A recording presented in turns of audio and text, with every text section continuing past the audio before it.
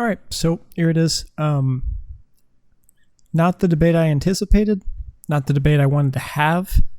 I will leave it up to the audience to decide if you want me to make a response video to break down a little bit more of the detail, or why it turned sour the way it did during the debate. Just let me know. But without further ado, I hope you guys enjoy. Okay, guys, welcome to my debate. And Ramon's, I have in the chat here a bibliography and also the bibliography and the cited sources. And so we'll get started. So the contents today: given the evidence, there is not a more compelling hypothesis than that of Jesus' resurrection that is more coherent, compelling evidence to assert Y is more likely than hypothesis X, the resurrection, without using less ad hoc reasoning, or coherent and compelling will be judged by criterion that we're using in tonight's debate. We'll go over three main points: historical criterion, the resurrection, and peeking behind the New Testament. Now, an important note: what my opponent has to do tonight, including myself, this is not a debate about what convinces me or Ramon. This is a debate about what hypothesis covers the data and what is most likely. In order for Ramon to win tonight, he has to give a criterion or methodology he can use on natural and supernatural claims. The reason for this is simple: so we don't get into a back and forth of I am not convinced, but I'm not sure what will convince me. So the ground rules I'll use is John Dominic Crossan's definition of history, which is the past reconstructed interactively by the present through public discourse. And the historical criterion we'll be using is by classicists who study Greco-Roman texts. They use five main ones: genre, which is the author's intended interpretation of the text; access to quality sources, does the author have access to sources regarding the events that are reliable; author's bias, does the author include info that would paint the subject in a negative light; the competence of the author, did he have sources or connections to the event being written about; and temporal proximity, when the document is written compared to when the subject is being written about, when those events actually took place. So the criterions will go over two writings: Plutarch's Cato Minor and the Gospels. The first one is going to be Plutarch. This is accepted as the #1 work for Cato Minor to reconstruct his life. The genre is of Greco-Roman biography, which gives serious historical concern. The access to quality sources is it's embedded with contemporary to near contemporary accounts of Cato. The author's bias is Plutarch portrays Cato in a negative light: his habits over drinking, his weakness of stoicism. The competence: Plutarch had access to documents that went back to Cato himself, and he had the ability to transmit the information reliably. And even though that it's written 150 years after Cato's life, which concerns historians, his access to quality sources nevertheless allows historians comfort in his claims. So classes consider him generally reliable. Now, when we compare this to the Gospels, the genre of the Gospels is Greco-Roman biography. The access to quality sources is they're written within living witnesses in the area to recount the events. The author's bias: well, they provide many embarrassing materials, and as Michael Zonderlich points out, like Plutarch and Tacitus, were not consumed by their bias, but rather had serious historical concerns. Author's competence as well, with writing with a serious biography and having contemporary to near contemporary accounts, their level of competence is more likely closer to that of Plutarch and Tacitus than that of Philostratus. Temporal proximity: the Gospels were written in the area during the time of surviving witnesses and of the accounts. And so the Gospels are to be considered historically reliable, though many New Testament scholars have not caught up. Sorry, English there. Three main points on the resurrection: his death, his burial and empty tomb, and the post-mortem appearances, what we'll go over. The reasons for his death are pretty simple. It's multiply attested by Josephus and Tacitus. And also the Journal of the Medical American Association, the JAMA, concluded on medical grounds that Jesus died on the cross. This is not a contention. My opponent agrees he died, so we'll move on. Jesus' burial and empty tomb. Before we discuss Jesus' empty tomb, we need to discuss if Jesus would have been allowed proper burial in the 1st century CE. So during the 1990s, two scholars, John Dominic Crossan and Bart Ehrman, proposed that Jesus, instead of being properly buried like is proposed in the Gospels, it was more likely that Jesus was thrown into a grave pit. Now, there's two reasons this is unlikely: the Roman positioning on proper burial and the Jewish importance of proper burial. So if we read the Roman Digesta, which is a summary of Roman law, it says that the bodies of those who have been punished and only buried when this has been requested and permission granted, and also the bodies of persons who have been punished should be given to whoever requests them for the purpose of burial. Jewish Roman historian Josephus recalls prior to the destruction of the temple around 68 AD that Rome in the area permitted the proper burial of Jews for religious reasons. Professor of Archaeology at Hebrew University Z.V. Weiss points out that burial ceased in Jerusalem after 70 CE. The Jewish importance of burial is also equally important. In Deuteronomy 21:22, it says, "You shall bury him the same day, for a hanged man is cursed by God." So there is an importance and a sentiment religiously to bury people. The book of Tobit, for example, his greatest virtue is that of proper burial. It is throughout the book where he even buries secretly some executed by state authority. And if John the Baptist was executed by the Tetrarch and allowed for proper burial by his followers, why would Jesus be any different? So, conclusion, Roman customs, importance of Jewish burial on religious grounds, and the time period allowed burial if requested all point to that Jesus being buried properly is the most probable explanation there. So, the empty tomb. Now, all the accounts of Mark, Matthew, Luke, and John here, they differ in detail, but it's going to be around the same. Jesus crucified, a figure named Joseph of Arimathea intervenes to bury Jesus. It leads women to the tomb and they find the tomb empty. A figure, an angel probably, waits to proclaim he will appear to you to Galilee or Jerusalem or both. So I'll argue with the majority of critical scholarship I have read on the arguments for Jesus' empty tomb being historical. One, Joseph of Arimathea's role in retrieving the body of Jesus is historical, and the testimony of the women. And then we'll give an important consideration as well. Reason one for Joseph of Arimathea, his role in burying Jesus is backed by the criterion of multiple attestation, which means it's coming from pre-New Testament sources and it's multiple independent sources. Critical New Testament scholar Ulrich Luz notes in his massive 3-volume commentary on Matthew that there's spectacular minor agreements with Matthew and Luke that leads to independent traditions. His non-burial role in the Gospels is also backed by the criterion of multiple attestation. And if Josephus of Arimathea, Joseph of Arimathea, whom the Gospels claim was a part of the Sanhedrin and a wealthy person, which indicates cultural status, was fictional and made up by Christians, we would expect a polemic of such kind indicating it. In the accounts of the 1st and 2nd century CE, while polemics are made for and against Christianity, Joseph of Arimathea is never in doubt historically. The women as the first witnesses to the risen Christ is historical for the following reasons. The Judaic culture for women in the 1st century had a patriarchal prejudice. New Testament professor Darrell Bach notes that in a Jewish context, they were at best second-tier witnesses. And my opponent actually agrees to this point as well. And again, like with Joseph of Arimathea, the women's testimony of the first witnesses to the risen Jesus is backed by the criterion of multiple attestation. Ulrich Luz says, while quite different, both texts contain Mary has received a message from Jesus that she must deliver to the disciples. He concludes that they are likely independent in multiple oral traditions. Craig Keener also notes that the divergent details suggest independent traditions, thereby underlying the likelihood of details the accounts share in common, and this fits with what we would expect of eyewitness tradition. Now, on top of the list of the reasons, historicity of Joseph of Arimathea, the women's role in Jesus' resurrection, the empty tomb accounts, and being backed by a majority of critical scholars are all good reasons that give historical weight that Jesus was indeed buried in an empty tomb 2,000 years ago. So it's important to note that there's two main points that rely on Jesus' resurrection. It's his death and the post-mortem appearances. So the empty tomb can only help but not hurt the case. It is definitely a rare case of positive net gain. So, conclusion. We've learned a little bit of why the Gospels are historically reliable when comparing to classical methods. 2, Jesus' death was given a proper burial. Jesus died and was given a proper burial by the time the women arrived. This is backed by Joseph of Arimathea, and the women's role suits criterion of embarrassment, and both the events are backed by the criterion of multiple attestation. Post-mortem appearances. There's 4 main ones we'll go over. There are other ones like the Emmaus disciples and things, but James' conversion, Paul's conversion, appearance to Peter and the 6 other disciples, and appearance to the 12. So, James is seen as an unbeliever throughout Jesus' ministry, and the following reasons are evidence for his conversion experience regarding Jesus. In the 1 Corinthians 15 Creed, a pre-New Testament tradition dated within around 5 years after Jesus' death, states that he appeared to James. Now, after the resurrection, James is seen as one of the 3 leaders of the early Christian community as well, so we know a conversion took place. And James' martyrdom for his Christian faith is backed by the criterion of multiple attestation as well by Christian and non-Christian sources. 2, Paul's conversion. The reasons for Paul's faithful conversion to Jesus is as follows. He reinforces his path of persecuting the church multiple times in different scenarios, in Galatians and Philemon, in 2 different social contexts, and in 2 different documents tied to 2 different audiences. He reclaims the same exact sentiment. Paul's road to Damascus experience of the resurrected Jesus is an old tradition that is backed by criterion of multiple attestation by Luke and Paul.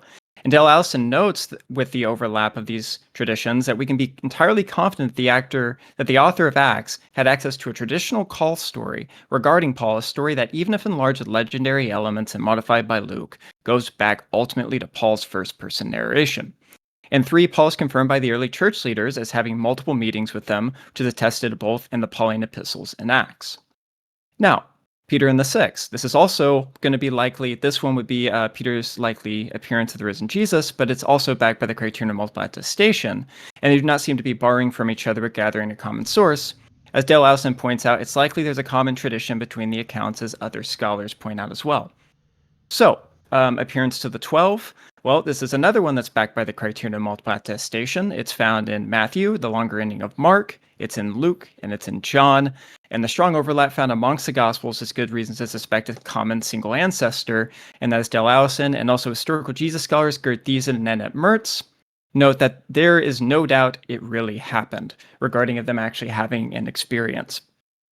So while we've already gone over some examples of these pre-New Testament sources, it's important to note that the New Testament is composed of both written and verbal oral accounts. And since our texts, including the Gospels, rely on prior information, we have sources that predate the New Testament and go back to the first half of the first century AD. Thank you. Many of these embedded sources are of oral tradition or the passing of sayings verbally.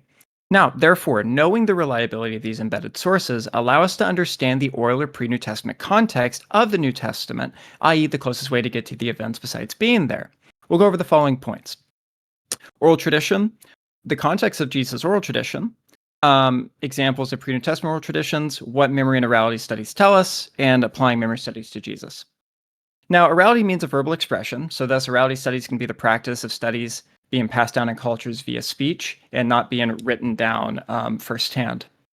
Now, the context of Jesus' time period regarding the oral tradition is the reliability of the oral tradition for the culture would be a few different parts.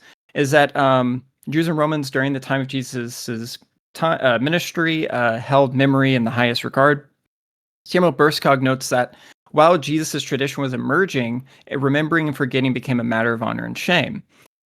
Jesus' relationship with his disciples gave the perfect formula of a flourishing oral tradition, which means the oral tradition started with Jesus and his disciples and not others after them. 3, Jesus was an itinerant preacher, which means he could preach place to place with repeating the same messages.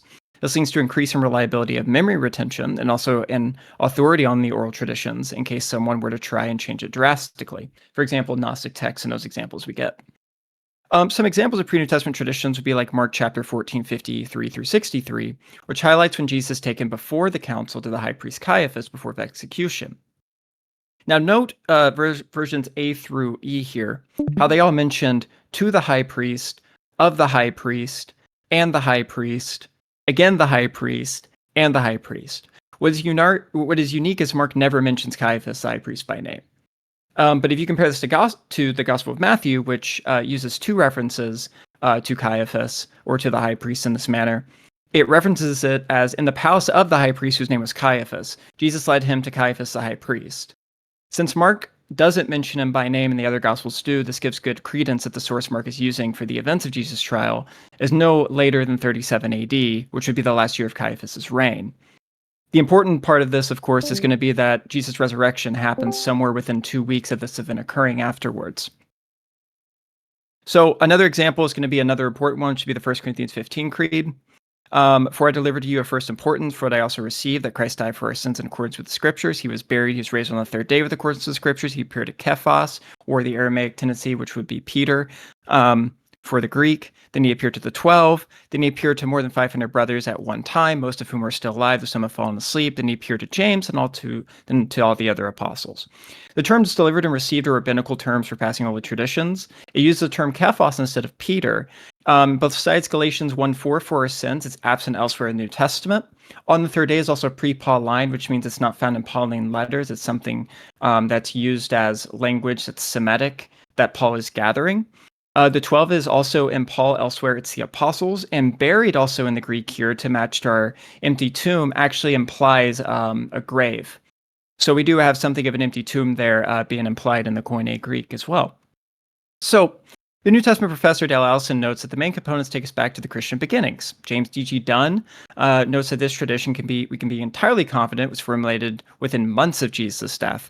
Gerard Ludemann, a little bit more conservative, says the Greek is formulated no more than 3 years after the death of Jesus. It's important to note that Dunn, Allison is Cambridge professor, Dunn is one of the most respected historical Jesus scholars known, and Ludemann was a very extremely respected atheist German New Testament critical scholar. And then also the consensus position is around 5 years. The interesting part of this is there's no time for widespread legendary development to take place, as we noted, because of the multiple different traditions that are tied back onto these points. Now, some memory and orality studies tell us the following. When looking to religious or oral traditions, there is an early fixed stage, which means that key points in the transmission of the tradition do not change drastically. Paul Rossetti and Gregory Boyd note the fixed yet flexible tradition in their research, and also Terence Mournier in his research notes that the tradition both has flexibility and fixity. I should also note this is something that we see a common trait of. I have the book over there by Alan Dundes in folkloric oral traditions, that there is fixability and fluidity in those traditions as well.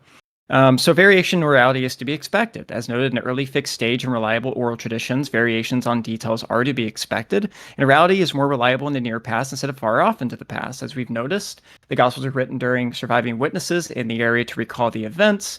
They would be within the near past. 5 minutes. Now, while memory was emphasized, would you say? 5 minutes? Thank you. While memory was emphasized in oral cultures, they would transmit information reliably with key points remaining accurate.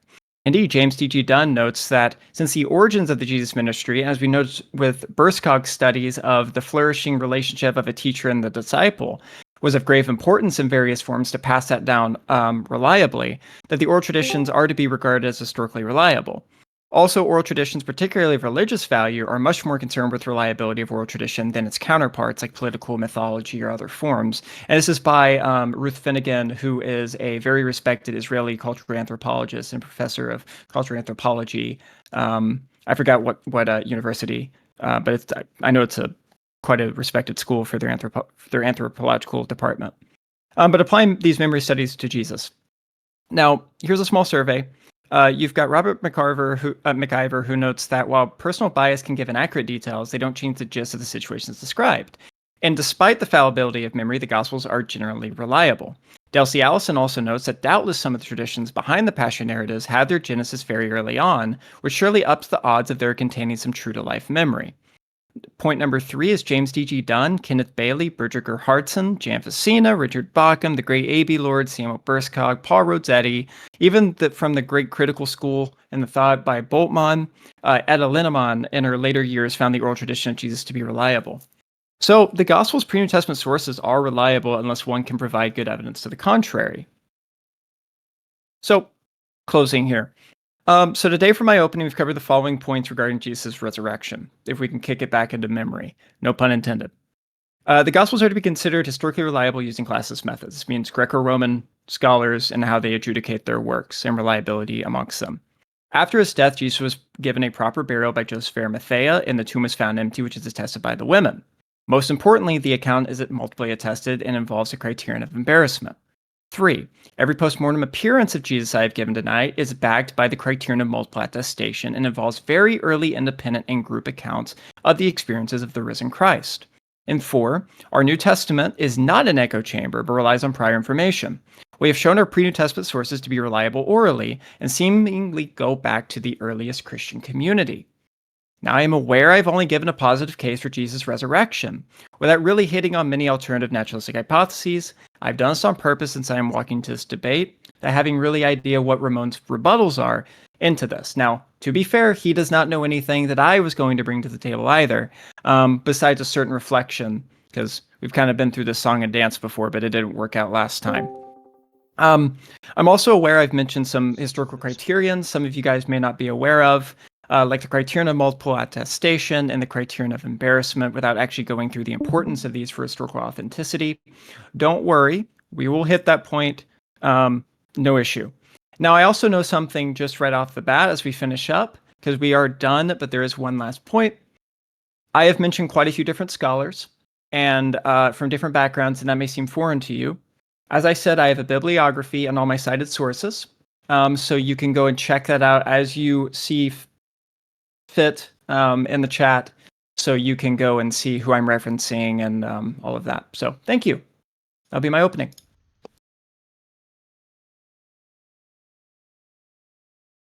We are good to go. And go. All right. Hello, everybody. Welcome to my presentation now, where I will be explaining naturalistic explanations to the resurrection, historical parallels, alternatives, and corrections of the resurrection of Jesus. Now, here's some things that we must consider when we approach ancient history.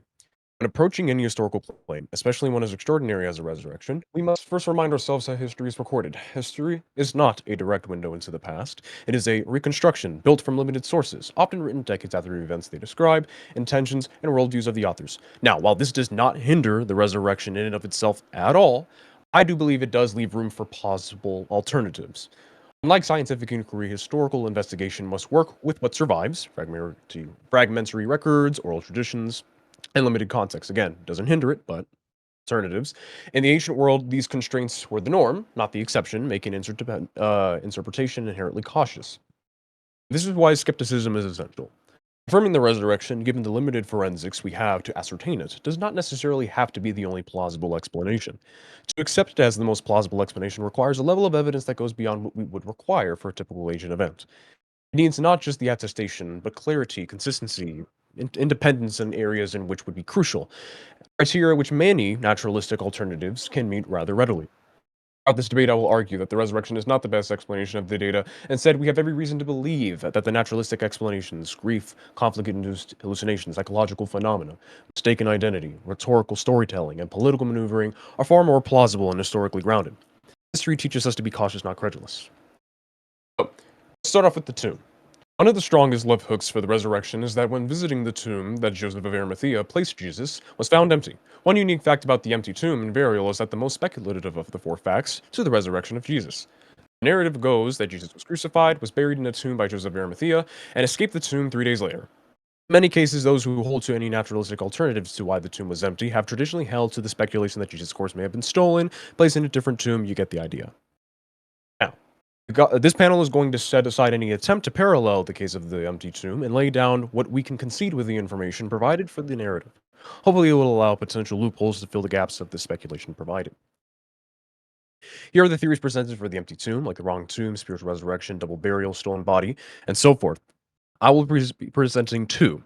I will be presenting a stolen body hypothesis and a new type of moved body hypothesis by authorities.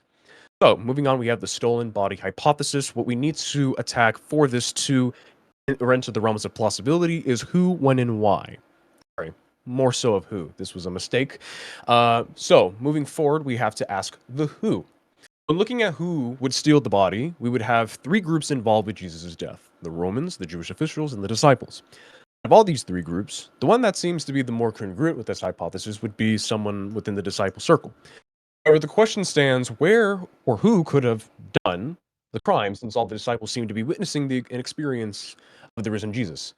This would only assume that there were only 12. As far as Jesus' follower count, we can be fairly certain that he's had over 70 followers during his ministry, as attested in Luke 10:1 and 17, and John 6:67 to 71. And maybe that these followers would be the ones performing the act. It's possible that the thief was part of Joseph's group, but we can't be sure who was with him or if anyone was secretly followed him.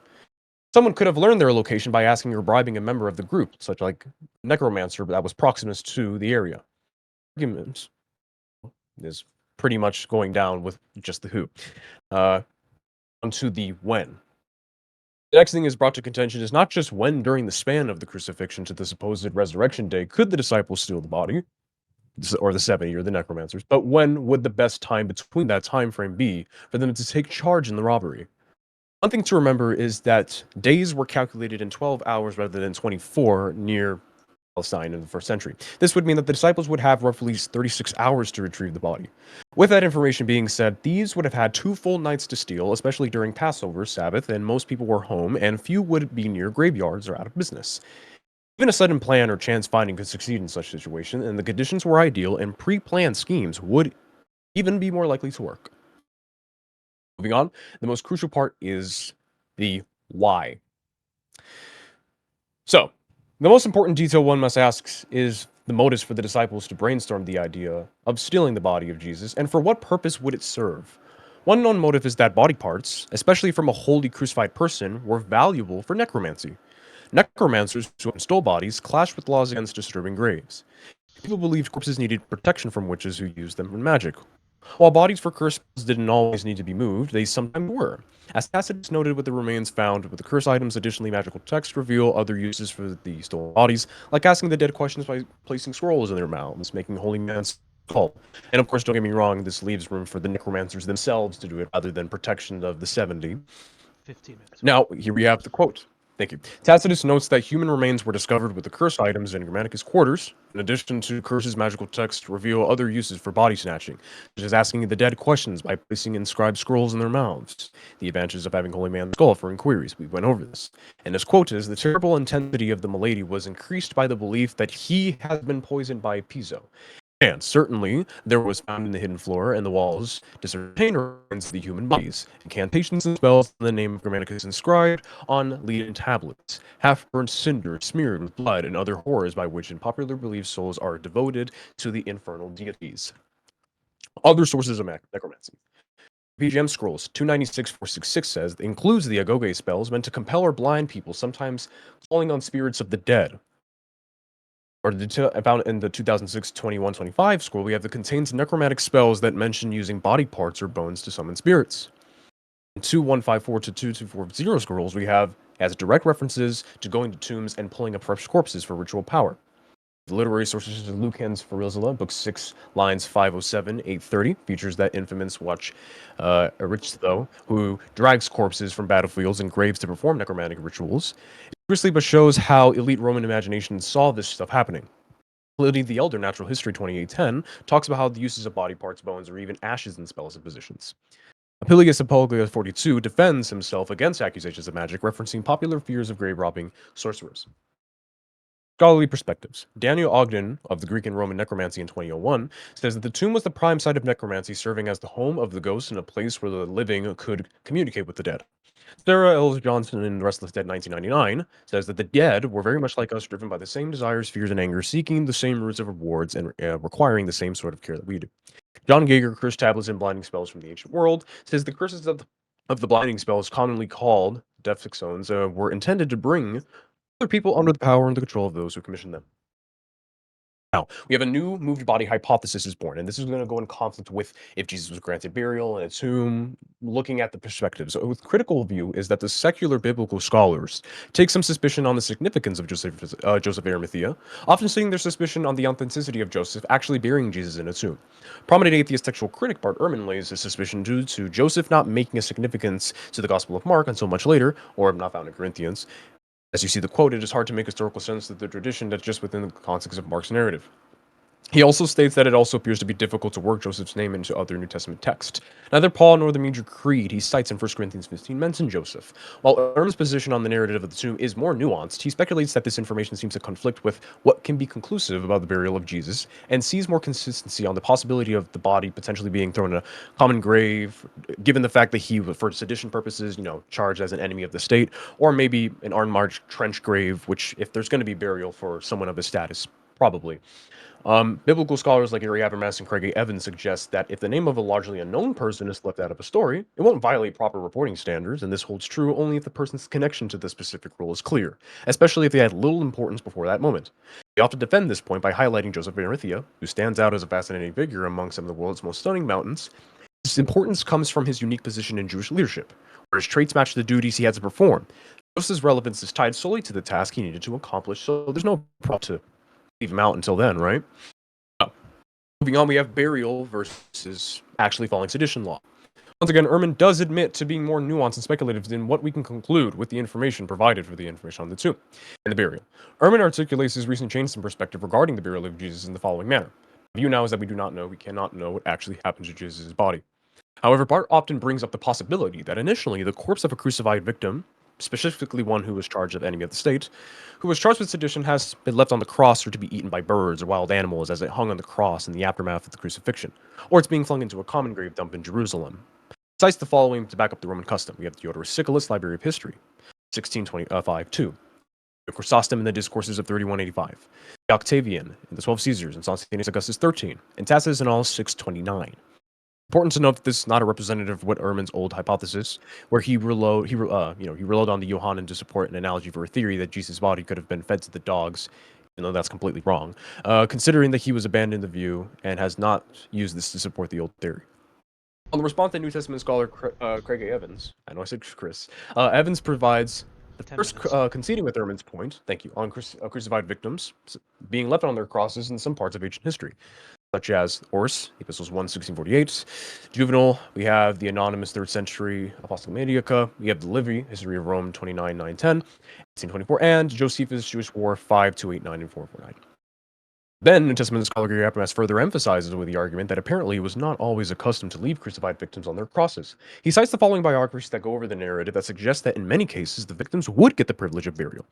Flag 83, Digesta 4824, 1, 3, Josephus Life 75, Jewish War 417, and Deuteronomy 21, 22, 23. The Dead Sea Scroll right there, 11Q19, everybody knows it. Moving forward, willing to do. Big conflict, big things, makes me agnostic on this thing. I'm not persuaded to either side, and I do have disagreements on both sides. So here's what I'm willing to do for this mood body theory.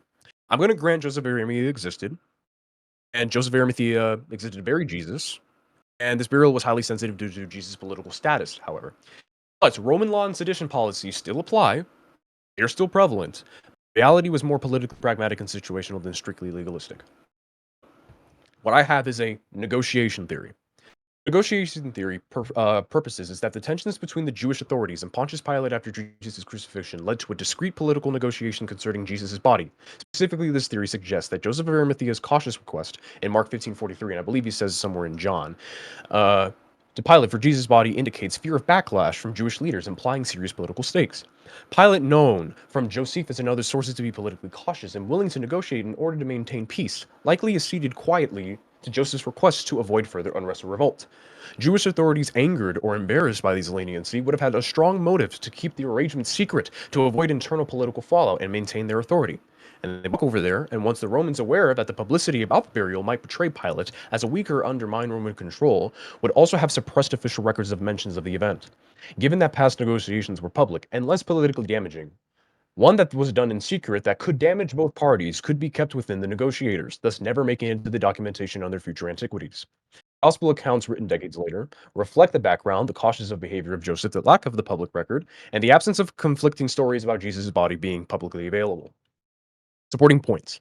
Joseph of Arimathea's caution, Mark 15:43 explicitly states Joseph was afraid of the Jewish leaders, showing the burial request was politically sensitive. Also mentioned somewhere in John chapter 19.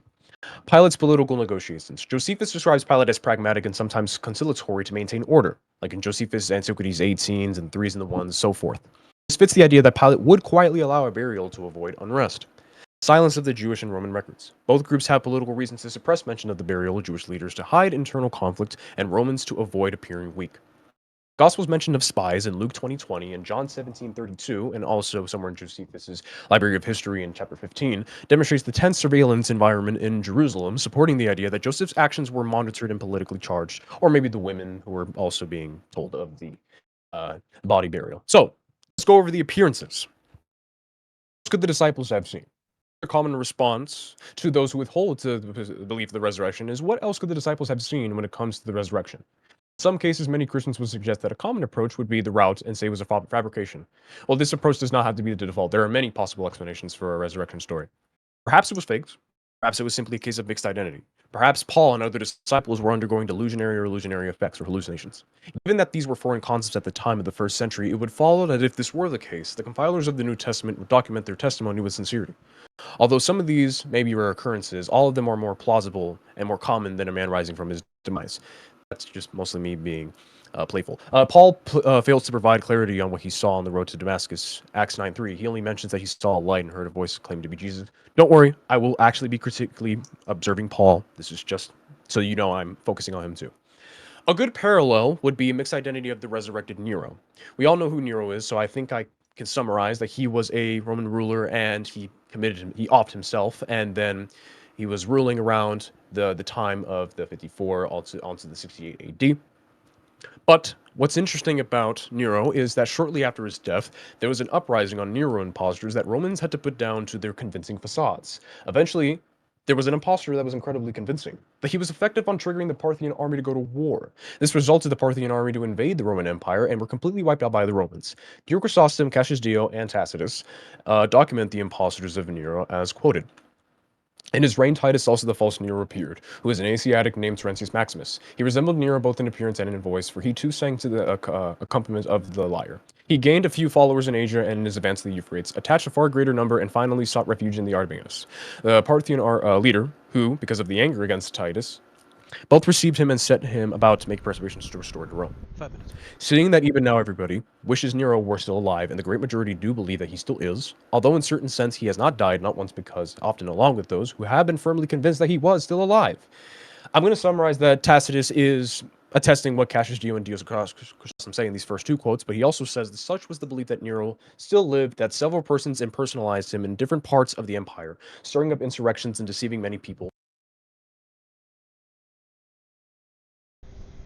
All right. Thanks. All right, let me wrap up. After Nero died, many imposters such as Terentius Maximus pretended to be him and attracted followers because they looked similar. Similarly, Jesus' followers, deeply committed to his mission, might have had visions or met people they thought were him, which could have caused confusion and mixed identities as they sought to carry on his work. Political memory in shaping the narrative. Post-mortem, Nero's image was reshaped by political instability, his memory was rehabilitated by some longing for stability, and demonized by others, scapegoating him for Rome's hills. Jesus' memory was shaped by the early church theological needs, or the early group, excuse me, became less than a failed political rebel and more the cosmic son of God over time. Narratives hardened, creeds formed, and the status was elevated into theological and cosmic scope. Social indictment and emotional invest. After Nero's death, opportunistic lookalikes were able to gain followers by capitalizing on people's hope for his return. After Jesus' death, his disciples emotionally invested in a return or the longing of Jesus, or for him to still be with us, may have been more likely to interpret any similar figures or shapes as the risen Christ, driven by their desire to maintain and spread their faith. On to hallucinations. I only grant that hallucinations would have happened to these two individuals with confidence.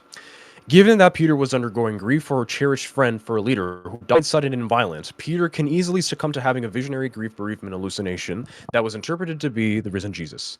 While these are rare, we can see given the context of the time of his life and death, Peter would be part of the appropriate age groups and state of mind to undergo this phenomena. According to a Ruler Harleston Journal of Parapsychology, those who have loved one and die under a sudden violent death are more likely to have a hallucinatory experience of that loved one. Then we have the post-bereavement hallucinatory experiences from Casanovo, Cavalluri, Gambi, and D'Agostino. Paul was a persecutor of Christians. Paul may have had a hallucinatory experience from the religious conflict and rage from PTSD rooted in the post-traumatic stress disorder origin about the heretical Messiah and interpreted his experience as Jesus providing divine justice. Intrusive memories and perpetrators of violent crime, emotions, and cognitive emotions, mentioned by Evans, C. Hellers, A. Mezzi, and Clark DM, memories in the of violent crime, emotions, and cognitions, support that this can happen within these perpetrators who are undergoing such conflicts. Moving on, I want to say this presentation does not aim to, I'm going to say it, does not aim to counter every conceivable objection to the rejection of the resurrection. Instead, it seeks to critically analyze prevalent historical, biblical, and methodological arguments that support it. The objective is not to categorically deny the resurrection as an impossibility, but to evaluate the likelihood of such an occurrence based on the evidence at hand. Skepticism, when consistently employed, recognizes that remarkable assertions such as an individual resurrecting from the dead necessitate correspondingly remarkable evidence. Nevertheless, that emerges in a narrative influenced by social validation, persuasive rhetoric, and the constraints inherent in ancient documentation practices. Regardless of whether an individual reaches a religious or secular conclusion about the resurrection, it is imperative to approach historical analysis with intellectual integrity. This necessitates assessing historical events based on their own context rather than altering them to conform to personal beliefs. The significance of this discourse lies not solely in the beliefs held, but in the necessity of anchoring those beliefs in robust historical reasoning, as opposed to mere assumptions or inherited traditions. That is it for my opening statement. Thank you guys for watching.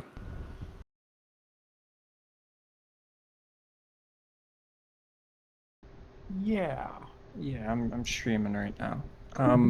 Do you speak up, okay? Oh yeah, don't worry. Yeah, because my fan is going on. It's going crazy. I'm like, uh-oh. I want to be able to hear him. I mean, I don't really have much to share here because you didn't hit on any of the points that you could have possibly hit, but I do have some notes. Yeah, absolutely. So a couple things I would say is that the first point I would note is that you really didn't hit on any points of anything of the group experiences. You absolutely granted a lot of the historicity. So I'm still waiting for a kind of response there on that matter. Now, you said history is not a direct window, and you said there's limitation based off the evidential markers. But the point is regarding that is every single science is going to be part of a evidential marker, and history is going to be part of that scientific discipline. And so, if you're curious about that argument, I can present it in our next cross-examination. I have a slide for that. So, things like geology, for example, is quite limited on its evidence, and it is absolutely 100% of science. Evolutionary biology is limited on its evidence, and it's absolutely 100% of science. So, with regarding that, I didn't see the point there. Oh, with the stolen body hypothesis, now one may have stolen a body, but then one would need to account for the multiple different traditions between Luke and John that are talking about the men trusting the women, which you already agreed with me that the women being there and them accounting for the women's testimony is a criterion of embarrassment. It is a unlikely invention. Thus, it gives historical credibility. So it would be unlikely for, even if one were to steal the body, for John and Luke, for the men to go and trust the women if there wasn't something that happened at the tomb that was on the regards of supernatural. Now, regarding the body stolen for necromancy, which I think is quite unique, I've only seen it a few times in footnotes. It's plausible but hypothetical. But here's the issue with the hypothetical. It matches the background context of what we know about that world. But also so does the idea that Joseph of Arimathea, revering and respecting either Jewish customs or Jesus, depending which way you wanted to take it, either the Gospels or just even the background. Even there, for example, Jesus, he could have put a sign, which was a thing that was known on the tomb door, which was a curse, that to respect Jewish customs, if you know that you had to be properly buried. That's why I gave the different examples of the Jewish importance of proper burial, because it was such a religious rite. So if you did not do it in certain settings, it was going to be you're basically going against God. And so as much as you could put up the hypothetical for the body stolen for necromancy in the case of Jesus' body at the tomb, I could propose that, because it matches up the same background knowledge that Joseph of Arimathea revered, who was known for that. He was part of the Sanhedrin, so he revered Jewish law, decided to put a signet on the door. And that would allow for the ability where if anyone were to try to open up the tomb, that it would be a curse. Now, the other thing is we also have an edict that has Palestinian origins that dates to the 1st century that shows that grave robbing had an extreme punishment against it. And so therefore it's quite unlikely, historians have kind of derived based off that interpretation, that people would try and grave rob, especially somebody like Jesus, which is quite a lowly movement. With less than, like even you mentioned, it was quite a very small movement, maybe less than 100 people.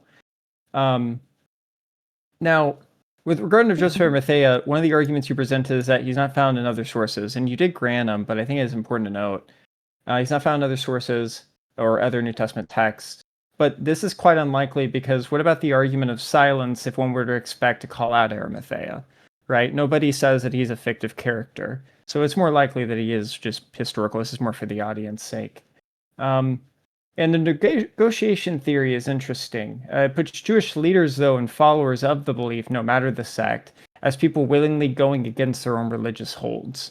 The reason why you have spies and those things and following Jesus is because of the things Jesus starts to claim, which seems much more wholly likely since we have many different Messianic revolts and movements that seem to go against the Jewish ways or pisses off the Romans.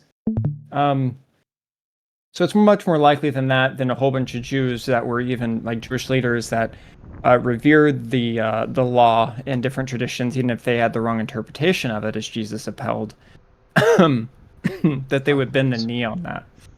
Thank you. The other important part would probably be Nero's resurrection. Now, I think it's important to note that you're using an English translation for the resurrection there. There's quite a few different scholarship. Even Tragvendi Medinger goes through these examples. And I actually, I didn't quote him here, but I can if you're curious. And also Keener goes through this quite a bit in his work on the historical Jesus, but the resurrection is not a resurrection, but an apparition.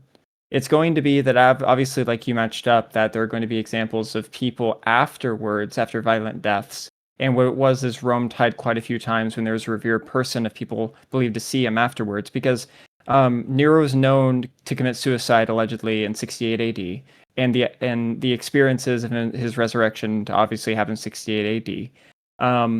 And they're done after his life, and they're done in the form of a deification. And so it's not just Nero; it's a common form. That would be nothing at all of an argument against the resurrection.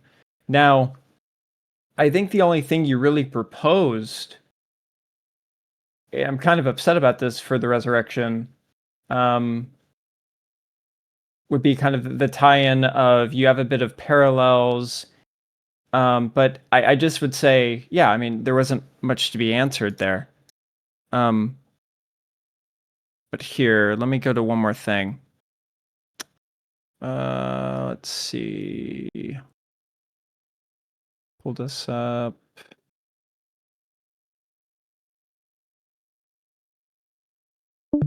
I can't find it. All right, that's fine. We'll just end it there. Okay. Oh, you want to save the rest of your time for rebuttal? No, I just kick it there. No saving time. No, I said Just move on. Seed, sorry. Oh yeah, concede time? Absolutely.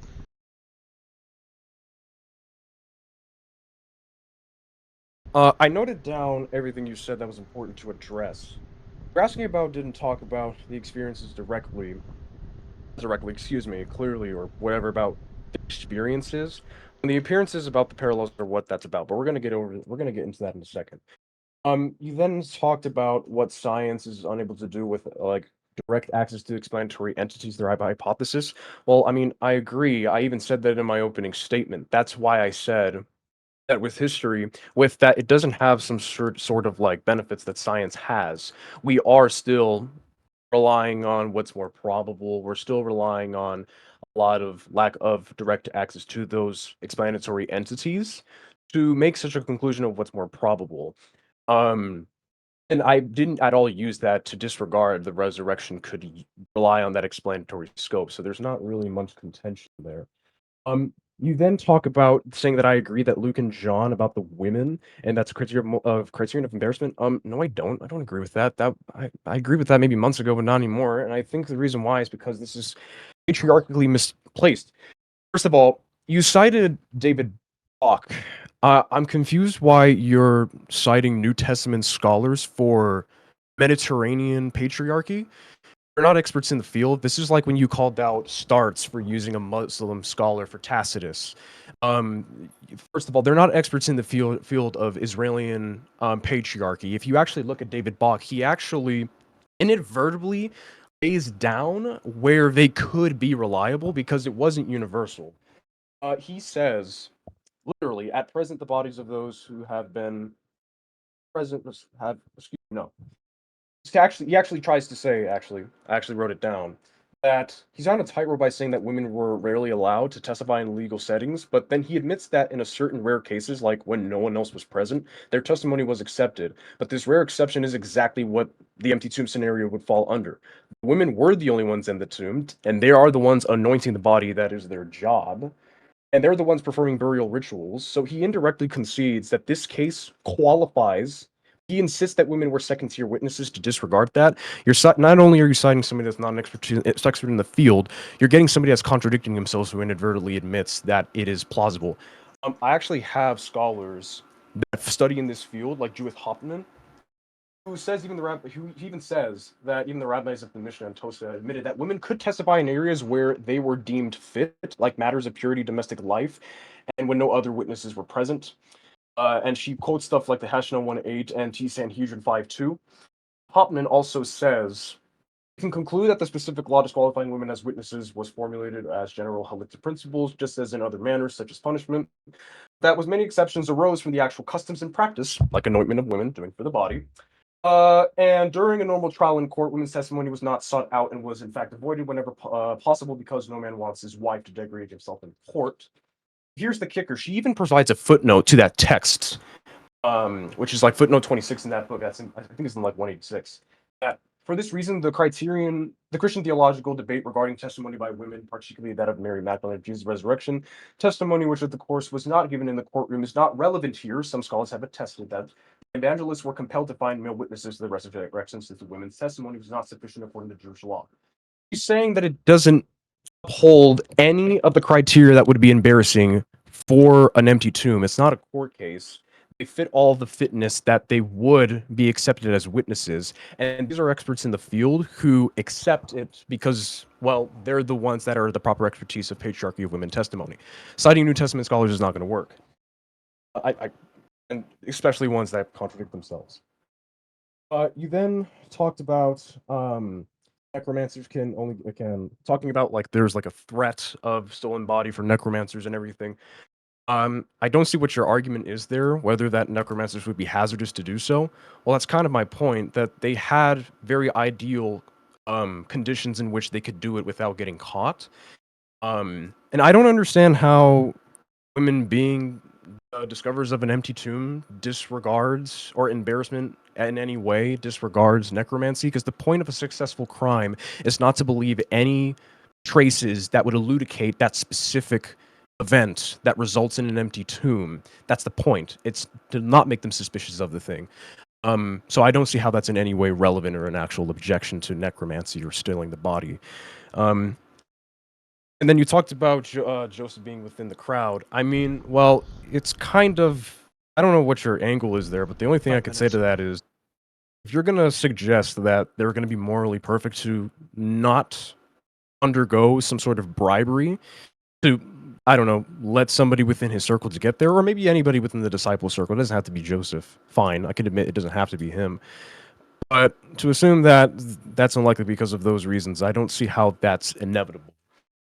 And also, you talk about the spies, and yeah, they were used because Jesus of theological claims. Well, sure, but what about when spies are also being used many reigns before, and there were no political changes of spies? Spies were used, as mentioned in Josephus, I think, Library of History, in chapter 15. Not Josephus' Library of History, but it's somewhere in a book of history of the Jews, chapter 15. Spies are not just used for theological things; they're also used for suspicion and many other ideals. In fact, I would argue that maybe that they were going to spy on these people for the fact that a disciple and two women stayed close or relative to the area while the rest of them fled. I would argue that this brings a lot of suspicion that they might be stirring up something, whether it's theological or illegal. No, spies, yeah, in the New Testament they're used for Jesus exclusively for theological things, but we have other sources that spies are used for many, many, many other cases. And then you want to say something about me saying about the resurrection of Nero, and that it doesn't imply an actual resurrection, it's apparitions or whatever. So I'm not granting that Nero actually resurrected, or I'm paralleling that people believe that he resurrected or anything. The point is, people saw a person alive that they believed was dead. Whether they want to interpret it as an apparition, as a ghost, or as a real person, that doesn't disregard that nothing about Nero necessarily holds the historian to believe he's actually resurrected.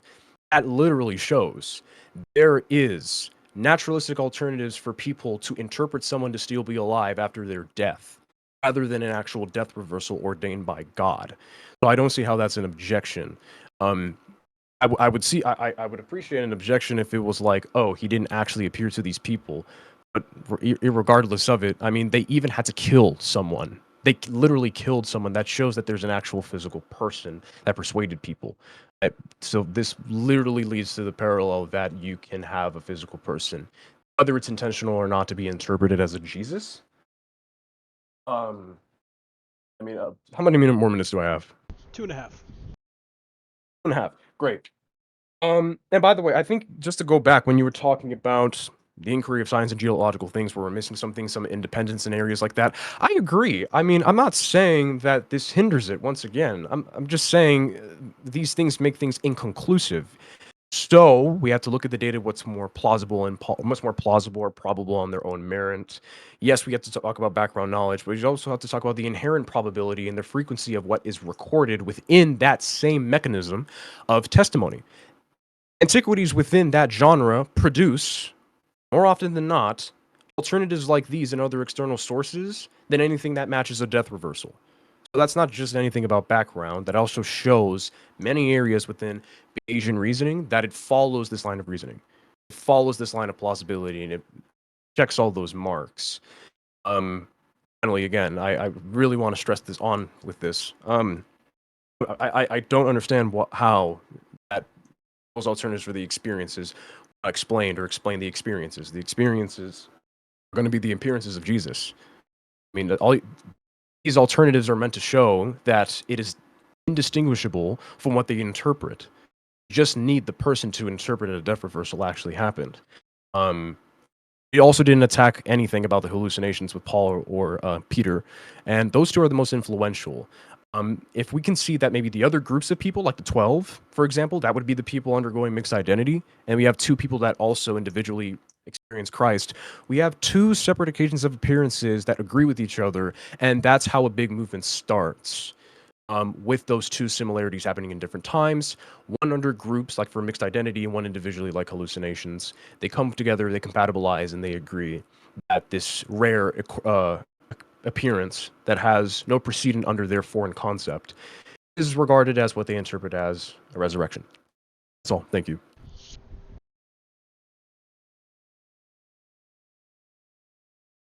Beautiful face there.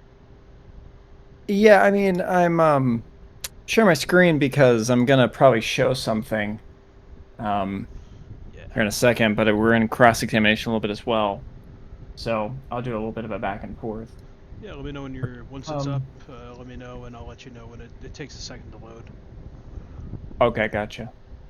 Hang on. Actually, no, it won't. Actually, it won't let me share my screen, so that's fine. Let me just. I'll just, I guess, pull it up. That's fine. That works. Okay. I was kind of surprised that he was going to go this route. Okay. I'd like to just say two quick things before I get into cross-examining him. The first point is he said I didn't touch on Paul and Peter's experience. I think that's absolutely wrong. I did. And on top of that, if you look at, for example, the reason why these things are not taken seriously is if you look at like 1918 to 1912 in the peer-reviewed medical research by Dr. Joseph Bergeron, the idea of psychiatric hypotheses for the disciples' post-crucifixion experiences of Jesus are not to be found in peer-reviewed medical literature. As also follows with Bergeron, also the concept of collective hallucination is not found in peer-reviewed medical literature. So just those 2 points there, it's not found because there's no evidence to back it up with what we have with the disciples. So I'd like to start with one thing here. Ramon, do you hold to the position that, do you agree with the saying things are as they appear unless evidence, which would be like a probable hypothesis or something, shows otherwise? Like, are you talking about, is In that like the general, Hitchens in razor? life. Is that like the Hitchens razor thing? No, it's not Hitchens razor. Repeat It's it. just a 'Cause- statement. I'll rephrase it. Things are as they appear unless evidence shows otherwise. I mean, yeah, to a degree, yeah. Okay. Can you give me a okay, so you agree with that. Great. What's your criterion or standard that you're using in order to get to your conclusion? So the criteria and the standard that I'm using is I'm Mhm. looking at the effects of these certain events that these people proclamate, Okay. like what their appearances are, what their state of mind is the location and the general area of where people are, you know, having these experiences, what is more parsimonious and the best inference to the best explanation that replicates the same effects found in the same mechanism of antiquity and source material. Okay. What would be, let's frame it this way. Conclusive, let's see. Can you give me a example? Well, that wasn't really a criterion. Can you give me a example where there would be enough sufficient evidence to conclude a supernatural event in antiquity? Well, sure, yeah. but the thing, I can't because I'm that's running not on my borrowed time.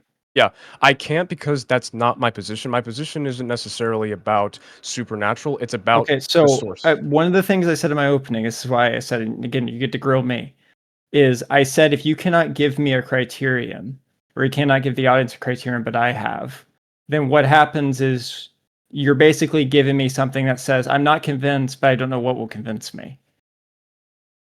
So No. I will move on to the next point. Okay. So what, for example, would you say of like, yeah, what would be your, what do you think the disciples experienced? Well, I think I made it abundantly clear. They had an experience to an appearance that they interpreted or had something like Jesus. Okay. Like, What do you you think know? that was? Because Yeah, so you proposed hallucinations for Peter and Paul. yes. Okay. So you're willing to admit to a more ad hoc rationalization case than the resurrection hypothesis. What's ad hoc about it? Well, because you have non-evidence assumptions, we have no good evidence of psychoanalyzation, as I mentioned. As you could psychoanalyze that, like you could, for example, you could psychoanalyze that well, I mean, do you think you can psychoanalyze in a history out of curiosity?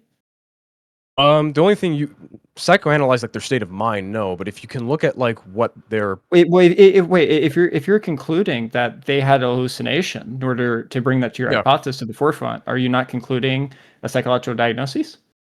I am. But Which would as I was mean, saying, okay, yeah, it's mostly of what they're what's a good what are good clues that lead okay. toward their What are emotional the state. Yeah. So why do you hold that we have confidence to to psychoanalyze like the disciples or individual experiences when our misdiagnosis rates when schizoaffective disorders are in the 50 to 70% range in modern day Great, with somebody in great, front of us? great. Okay, so great question. So what we do first is we evaluate what seems to be the anything that could allude to any symptoms of this post-traumatic symptom Hypothesis. Yeah, disorders. but wait, time out. That's another point. But are you aware that the symptoms also overlap with MPD, which is multi-depressive disorder, or things like actually depressive disorders, other things like, because also another thing is you can have a schizoaffective episode, which doesn't mean you don't even have a cognitive disorder. So how do you get through all of that so like we have Yeah. such a misdiagnosis in modern day to get to it back in antiquity? Yeah, and as I've been saying, what we do is we observe like lifestyles like prior to this event. We look at their emotional states that can provide a good way to But if showcase any we're symptoms. observing emotional states today with somebody in a clinical trial and the misdiagnosis rates are within the 40 to 70, 50 to 70 percentile, then how do you think we can get an accurate conclusion of somebody 2000 years ago regarding that? Because first of all, this is about bereavement, where we need to observe is maybe their age and also their emotions and all those very minimalistic things. Well, no, Not Paul really. wouldn't have a bereavement hallucination. Surely he So, wouldn't. I mean, well, again, I'm not saying He's that it on was grief. I right. never said it was So grief. you've already applied two different you've already applied two different, naturalistic diagnoses on top of the disciples you said, which would be something like mass hysteria. We're already at three, and the resurrection hypothesis would just need one, which is just the background of the supernatural, just be the own ad hoc. But it's still, I wouldn't even call it necessarily a non-evidence assumption, and just the Really, evidence that's granted regarding the data of the New Testament. not really, So because that's again, how I we come back to evaluate it. how is it not ad hoc? Because this is exactly how we evaluate these things. We use these anecdotes of these things that lead forth any credence to these symptoms. That's how we do it in the modern day. We But if the look at these prior but studies if the misdiagnosis rate is so high today, why do you think you can extrapolate those clinical tests and trials or the symptoms? They overlap with so many other disorders or so many other just common things like sadness or depression. Just to figures back in antiquity 2000 years ago, especially something so extreme, which makes or breaks your case. Well, again, even though there can be a misdiagnoses, the ones that It's show 50 to succession. 70%. It's not like a 10%. I understand that, but that doesn't disregard that percentage that provides, and I'm gonna need some evidence that there is anything that is in Absolutely, I can. regards to group. 1 second, I'm gonna need evidence that this has anything to do with grief bereavement, hallucination, specifically with Peter's cases, and also post-traumatic stress disorders for persecutors under conflict of religious conflict, like I cited in my sources. But also That doesn't disregard that low percentage rate. Let's say I grant that low percentage rate. That doesn't disregard that's still more frequent in this type of Where are we at mechanism of 5 minutes? testimony. We Yeah. are I feel like it's been just past about 5 to. minutes. I heard. I did say 5 minutes while he was talking. That doesn't We're- disregard Okay. that low Listen to. rate of succession can still is still going to have more frequency in parsimony than an actual death reversal. Yes, too. In fact, Okay, if that's the yeah. case, then give me the prior probability of a death reversal. There isn't. The burden of proof is on you for No, a it's death not, because reversal. you just made the claim to say that one was over the other.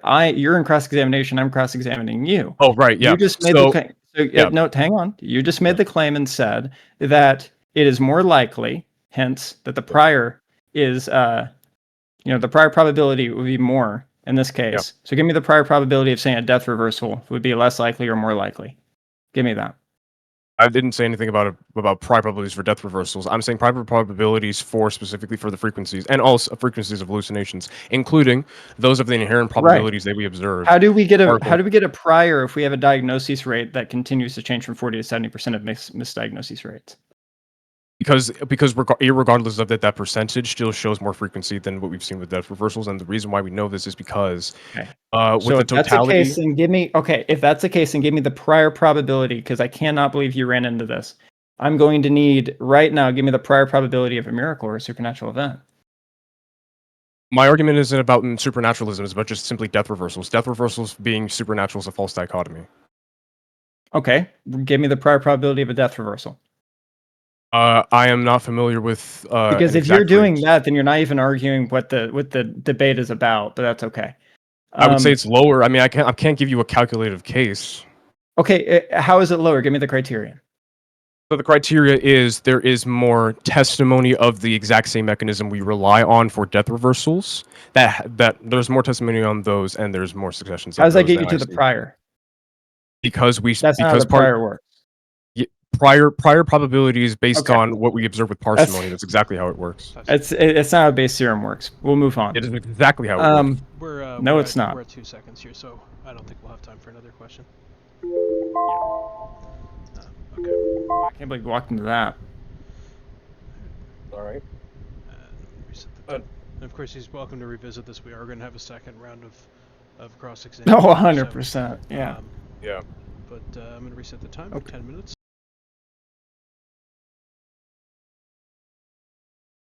And Ramon, whenever you're ready, feel free. Yeah. Go ahead. Go ahead. There was actually something I wanted to bring up again that I didn't get to bring up. I'm going to ask him specifically about because he felt confident about the burial things. So I noticed he brought up the Digesta 48:24, 1 and 3. He brought up Deuteronomy 21, 22, 23, and then he brought up Josephus 4, 3:17. May I ask you? I want to mention you do understand the Digesta 48:24, 3. That's a 3rd century reference, and right. Okay, so you're aware of that. So, and then you cited the first one. Yeah, in the same way as the rabbinic text you cited earlier were 3rd and 4th century references for the women and their roles during that time. Let him finish his question, please. They were written around there. The context reference is not 3rd century. They were just written around there. That's incorrect. But I wanted to Same know thing with the Digesta. Why did you deliberately leave out the part in the Digesta 48:24, 1 where it specifically says that and sometimes it is not permitted, especially when persons have been convicted of high treason. That's fine. Jesus did not commit high treason according to the Romans. If you look at the accounts that we get, if anything, of Jesus' trial, which is accepted by classics as the most detailed account of a Roman trial, that's why they accept it, is when they look at Pilate, he says, I see no fault with this man. So he did not commit treason according to Rome. Explain to me done over the hands of the Jews. Then explain to me why after, and I know John says a different thing where he says, I'm king of none of this world. Explain to me why, irregardless of what Jesus said, Pilate still felt that he was inclined to put forth a plate that says King of the Jews that directly quotes something that would be seen as treason at the time of the Romans. Are you saying why is the King of the Jews thing happening? No, I'm asking you, why is it that specifically after Pilate is having this, sort of confusion with the Jews. Why is it that he seems to turn around when Jesus invokes kingship of some degree? Irregardless of John saying not of this world, the plate that says King of the Jews still elucidates that he felt as if he is committing a treason. No, the king of the Jews that would be the committed treason would be when it's put up on the cross, like because it would be like a deterrent remark, right? But I'm not understanding exactly what you're referencing. Well, my question is that little tab, a little plate on the cross where he's quoting that. That's Yeah, directly yeah. after. Okay. That's what I was asking. Yeah, Pilate has nothing to do with that. He wouldn't be aware of that. I actually have a great book by Woodrow Michael Kroll as part of the Society of Biblical Literature. If you want me to take a few minutes, we can even pause the time. I can go and find it for you. Where he notes that the King of the Jews part there is going to be done by the 3 Roman soldiers that are going to be a part of setting up the cross, putting Jesus up on the cross, so on and so forth. Isn't Pilate had nothing to do with that. But aren't those under Pilate's direct orders for the crucifixion? And isn't that after No, Jesus answers this question? Because the question thing that you just now asked me was why, like, obviously it's going to be tied, like Pilate would be doing that is because of the giant, to detract the giant Jewish crowd. So it all fit within the Roman concept there. Right, but I'm asking you, why is he making this decision after Jesus validates his question of if he is a king, which at the time invoking kingship without the permission of a high authority was seen as treason? Are you asking me? I'm sorry. Are you asking me why is afterwards he gets crucified, even though Pilate says, like, No. I find no fault with him? No, that's not what I asked. I asked you after Okay. Jesus answered the question to Pilate when he was asking him, "Are you king of the Jews or are you king of this?" When before he finally sets out for the crucifixion. Can you explain to me how is it that Pilate seems to have these orders after Jesus answers this question, which, for the record, was seen as treasonous to the Roman authorities? Why is it that you now say that Pilate wouldn't see this when he seems to invoke that type of understanding after Jesus asks this question and he answers? Yeah, I'm not. Maybe we need to pause the time and you can bring up some scripture reference. I'm not understanding what you're saying. Scripture reference Like, to you can Roman. pause the time. I'm not getting the question. We're like 3 minutes onto this thing, so pause the time real quick. Go ahead and pause the time. Just be fair. Go ahead and pull this up because I'm not. You spent like 2 minutes on this. I'm not getting your point, and this has nothing to do with the resurrection at the end of the day. So I think we're just boring the crowd to death. First of all, my point is about burial customs, by the way. And you said that he would Okay. be seen of high treason, but I'm telling you that's incorrect because Pilate literally enlists him with these indicative cases of the sign after Jesus answers the question, "Are you king of the Jews?" And invoking that without authority, permission. Oh wait, so is you treason. think you think the King of the Jews is an invoking of Jesus committing high treason against Rome? I think Pilate interpreted that as him invoking some type of kingship. Oh, I completely disagree. Okay, if that's your we have this question, you can question, set the I'm time gonna back. restart the timer. You can set the time back. I understand it now. Yeah, no. For example, we have many different examples of people putting up of detractors against Rome, but they didn't commit treason, but they were crucified, of course, right? Because we have many Jews that were crucified, but they were not like commit high treason against Rome, or they would put things up on their cross. Absolutely. Right, sure, but why? But how That's does a that common exactly? sentiment. Right. So, But so how does yeah, because that has nothing to do. If we have examples of this happening in other cases of it not being high treason, does not ergo mean that therefore like Jesus would be high treason. You have to show something within the trial itself of what he's being convicted of. But Pilate says, "I find no fault with this." The trial is the trial would be the invocation is my problem. Even invoking it would be. You don't have to commit treason like the act of deliberately doing it, but even invoking or admitting that you are king is of a treasonous thing. So disagreeing with that would be historically unprecedented because that it would be seen as treasonous. That's my point. No, it wouldn't be. Are you? I think you need to read. I think you need to read Raymond E. Brown, with all due respect. Right. Because Raymond E. Brown is saying things that are completely foreign. And even like Bart Ehrman, who you were so championing earlier for quite a few of your points, yeah, he even invokes Raymond E. Brown on this. So I think you're off. Right. Now, let me ask you this about 4317 of the burial. You mentioned Do you mind 4317. asking a question about the resurrection? Okay, fine. But Because that's the debate. Sure. Yeah. So let me ask you, what exactly, what exactly is the issue of me invoking hallucinations and me granting, sorry, not me granting, me supposing that there seems to be more of a frequency of these successions, regardless of any insuccessions. what is the problem with relying on that when we see that this is more parsimonious to us within the same mechanism of Yeah, okay, testimony? so for example, there's two problems with this. One, you can't use aggregate data for individual data. So just because we know that cases happen in some frequent manner, like if California, the median household is $250,000, doesn't mean your house costs $250,000. So just because we know that hallucinations happen with certain parallels, does not mean that therefore that is what happened with Jesus. That's the first point. That would jump into the concept of parallelomania, right? You're accounting for similarities and differences. The second point of it, we'll start there. We'll start there.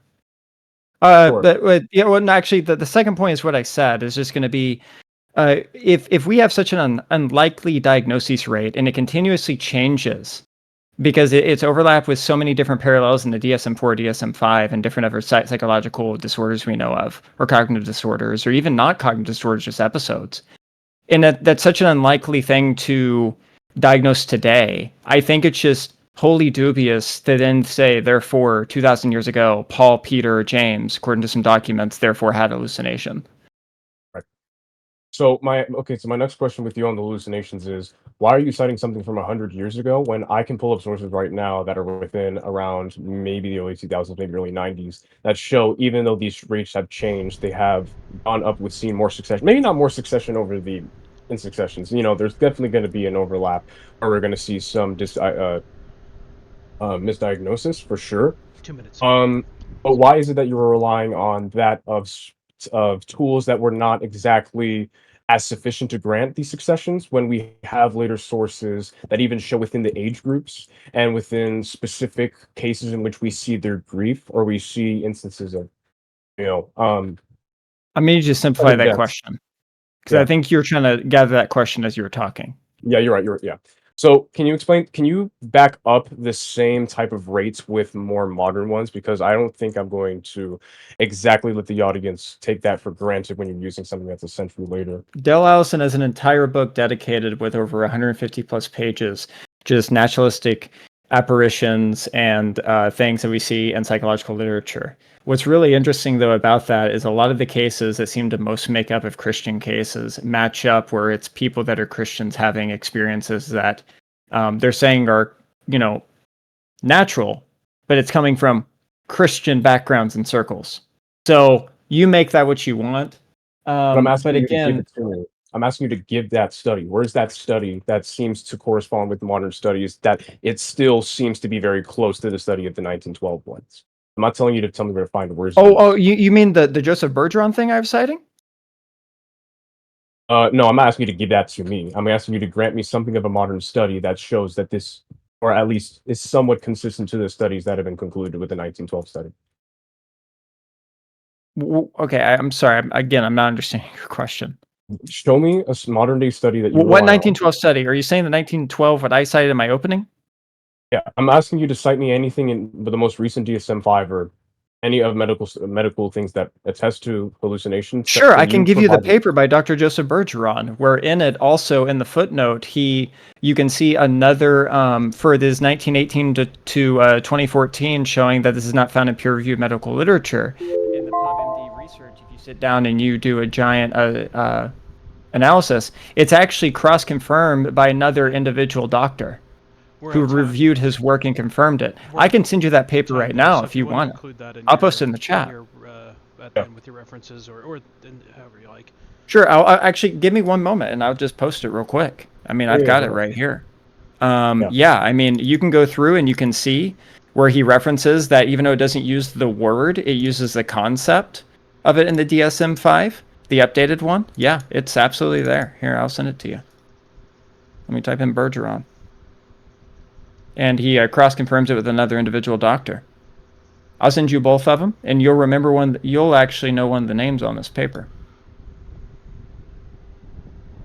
You will know one of the names on these papers. Here, let me type in the chat. You've got here. Oh wait, hang on.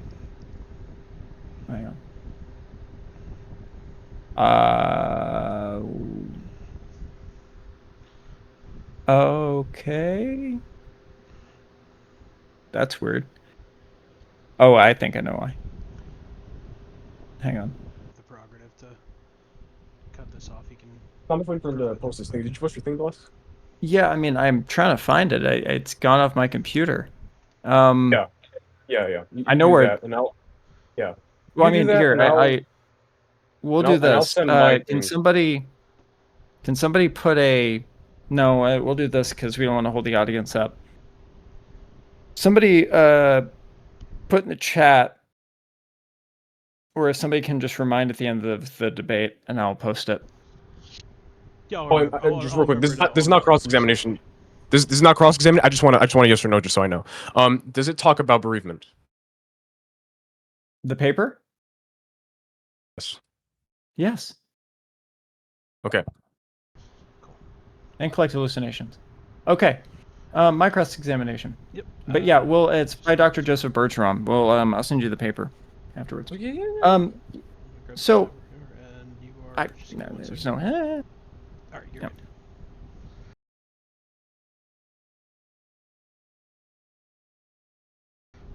Okay. Yeah. I'd like to say again. Why do you think it's? Okay. Let me ask you this. Would you say? Let's see this. Let's see something. I'm trying to see something that would like hit your framing or your way of thinking. Okay, here's an idea. You're very big in like cosmology and astronomy and all that, right? Big Bang science. Sure. Right. Okay. If the Big Bang models that we had in modern day, right? Let's say this. Let's say if we had, that wouldn't be good either. I'm just kind of upset because you didn't really attack anything resurrection. You haven't really attacked any of my arguments. I guess I just go back to the same thing. Why would you? I don't know. I'm really disappointed. I'm sorry. I'm really disappointed, Ramon. I'm gonna be honest. With all due respect, Ross, so am I. It's time So to am I, ask questions and honestly. get answers, guys. So it's questions, please. Yeah, I mean, I've given an opening and it hasn't really been attacked. I don't see how. I mean, I even tried attacking your burials, and you didn't want to let that happen. It seems like you're scared of that. Well, because you literally. Okay. All right, fine. We'll go down this route. Do you think it's wise for somebody? Why do you think it's wise to hold to the 40 to 70% misdiagnosis rate in modern day and cast that on to people back in antiquity? Once again, I'm not familiar with any modern DSM-5s that show that high of a misdiagnosis. But once again, that doesn't disregard that frequency. So you disagree with this? Excuse me? So you disagree with this? Disagree with what? That the misdiagnosis rates are extremely high. No, I didn't say that. No, I'm saying. Okay, then if you're granting it, then why do you think it's smart to take very high misdiagnosis rates in modern day of cognitive disorders or episodes? I'm still asking my question. And casting it back to somebody 2,000 years ago. I'm still asking my question and casting it back to somebody 2,000 years ago. Because once again, irregardless of those frequencies of this misdiagnosis, even though by the way, they're percentages, the actual numerical case, well, the actual like numbers of the individuals that have a diagnosis, that still shows that it's still more frequency than the specific case of death reversals. If it's still more frequency, give me the prior of a miracle or this like no, because again, you can't even say it's a near death or like your death reversal. We're arguing if the resurrection occurred or not. I've made a case for resurrection. It's a supernatural event. Okay, how do you get to? Okay, no, I'm not gonna ask questions. Okay, I get so that. would you? Okay, how do you define a death reversal? Let me ask you this. How do you define a death reversal? Simply, a death reversal is simply you're dead and you are alive. Okay, what's the difference between a death reversal and a resuscitation? Resuscitation, if I'm not mistaken. What's the difference? Define resuscitation. Define resuscitation. I might have forgotten what a resuscitation is. Tell me. Well, no. Tell me, genius. Because what it sounds like, I've said multiple times, a resurrection. I don't know what a resuscitation is. I don't know what a resuscitation. I don't know. A resuscitation is considered where you die for a certain period of time, for a short period of time, like 30 minutes, an hour, whatever, even on EKG rates, and you come back to life. Right. So what I would say is the only difference I can grant is, at least specific to the resurrection, the only difference I can really grant is They're not for 3 days. It's like for a few hours from what I've heard of. That's the only difference I can really grant. So What there's you not much just difference. heard from you haven't heard anything until I told you what it was. Right, but the Okay, here's my resuscitations- problem. I Yeah. came into a debate with 4 months of preparation with That's- you Hold on, but this on a is a debate time on no on a for t- questions. no Come on. on a topic to do with the resurrection. Yeah. And you're Yes. and you're giving Right. me you're giving me okay, so how do you define the differences between those two? So Okay, it's so just what time period? No. Also, Okay. well, I guess it would also be positively affirming or concluding that it was supernatural. I mean, I don't know how to really observe or distinguish that. I don't know how to distinguish that, so it makes it seem very hard to even lay down any inherent probabilities. So your regarding main it. so your main hiccup was the supernatural bit. My main But pickup. What do you you made mean? it okay, because if your whole thing was saying, well, the difference of those two would just be the supernatural bit from a resuscitation to a resurrection, possibly besides the and time. the proximity of the days. Yeah. What do you mean proximity? What do you mean by that? Oh, I just want to remind you. I also said the only difference I can say. And I'm not saying this is a strong rebuttal. The only difference I can give, just to answer your question, is from those like within hours. From what I've heard, the resurrection is 3 days. So it's very hard to consider that this resuscitation, if it's maybe lack of good technology to see. Okay, any so what is observable your life or clinical whatever. diagnosis and your what's a clinical, because it wouldn't be in a DSM-5. I'm that smart Right. to know that. Yeah. Give me what like your medical diagnoses of what this death reversal would look like, and then show me how it would compare to the kind of the Jesus' experience of what we have in the Gospels. Can you give me a medical paper on this? A medical paper. So I can't. I will admit Give I me a single cannot doctor necessarily provide- backing this up. a- Do you have any backing relevant that- medical clinical trials that back up a common theme that we have that would match up with something we could see with Jesus? Not necessarily.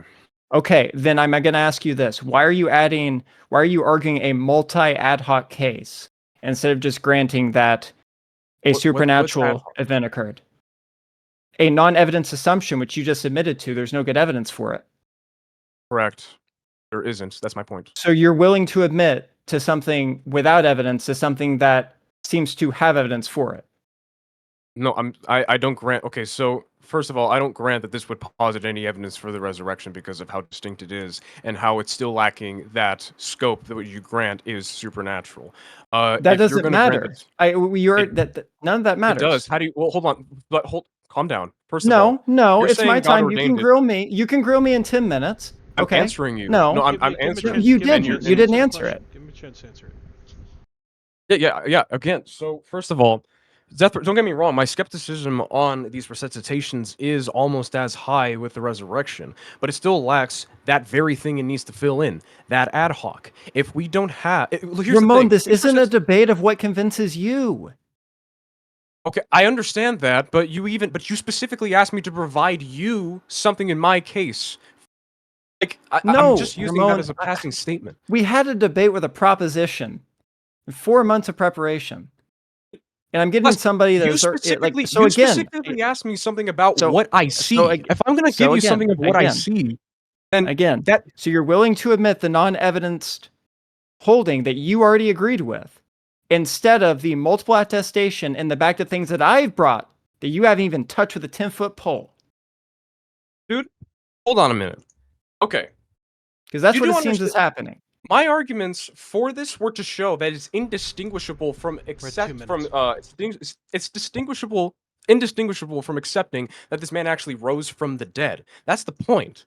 How is it indistinguishable if there's diagnosis rates 50 to 70% higher with a lot of these hypotheses you're making of of clinical disorders, and you haven't touched the group experiences?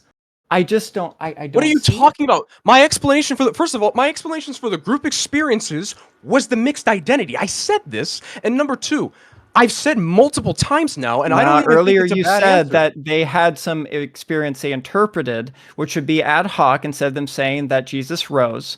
And then you also gave the just ad as hoc ad hoc. explanation of Paul of a hallucination, then also of Peter. Both have to be different because Paul wouldn't have a bereavement, but Peter would more than likely What are you would. talking That's about? the I ad literally hoc, cited, I ad literally hoc cited a medical rationalizations in the source. case. I cited a medical. Best, Hold on, don't at talk about best, it. you could get Ask the me question. with one, and that was if you wanted to invoke God enacting into Jesus's case uniquely in this particular way. I'm Because done we- with my minute. You can save it.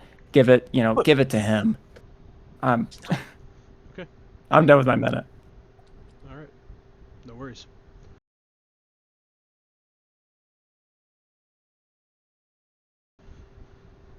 All right, go ahead.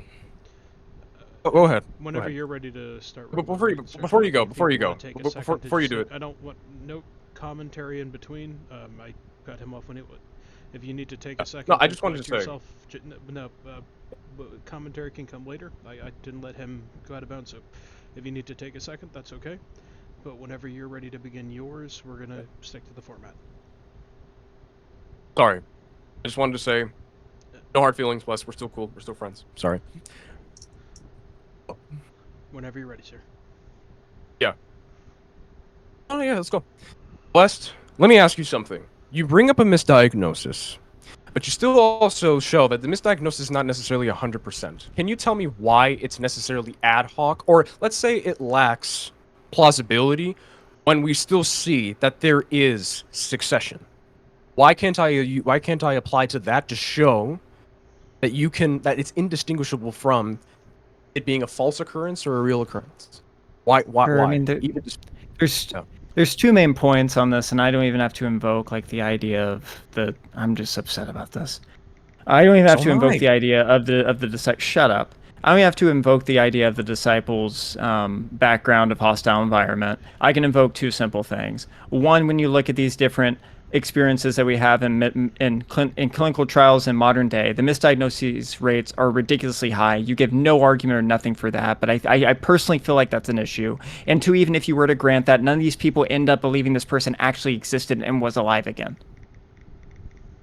Especially when you have, especially if you get an individual case of this, because I think I saw one by James Fodor. There's nothing of group experiences or individual and group collective experiences that have the idea that this person, based off their experiences that they're having, that they are actually alive again for a long period of time, which would be weeks, regarding because we have the 40 days marker in Acts.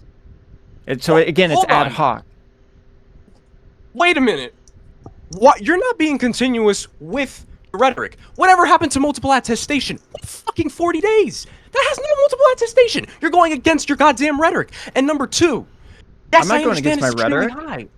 I'm sorry, no commentary. Oh, your rhetoric. I'm not, sorry, your framework. I'll take it as a rhetorical question, but no, that's a false statement. I never once made a claim or anything about saying that just because something's not multiply tested, therefore we can't trust it. If that was the case, we'd have to throw most of ancient history and antiquity into a bin. I've never once told that. And in fact, most of our first century history, especially Jewish and Christian history, to understand it, is dependent on just Josephus alone. And that's why he was copied down by Christian scribes later on. Understand your history before you get into a debate. Prep for 4 months on this. Really going on 6 months. Go ahead and give me your next question. Oh my goodness. Okay. I'm not gonna keep asking you why, despite them being high, even though there's like a century ago, that even as rare as it is more frequent than death. See, but okay. And you've yet been able to show the question. prior. Next question. Next question. Why do you keep positing group appearances of hallucinations when that wasn't my argument? I never said that they were group appearances of hallucinations. Well, the thing that I was going to say, the hallucinations, the group hallucinations, I could have ran privy, but that's okay. But my point still stands is you're making a multi-ad hoc case. Regardless if you want to say the group experience was going to be hallucinations or they had an experience they interpreted that was the risen Christ, but it really wasn't the case. It's still going to be ad hoc based off because you already admitted to Peter and Paul having hallucinatory experiences and they have to be different. One would be more likely bereavement, one would not be. First of all, next Paul question. would be, yeah, next Paul question. would be around that idea, but okay. Damn. Okay. How exactly is it ad hoc when the conclusive statement is they believed it?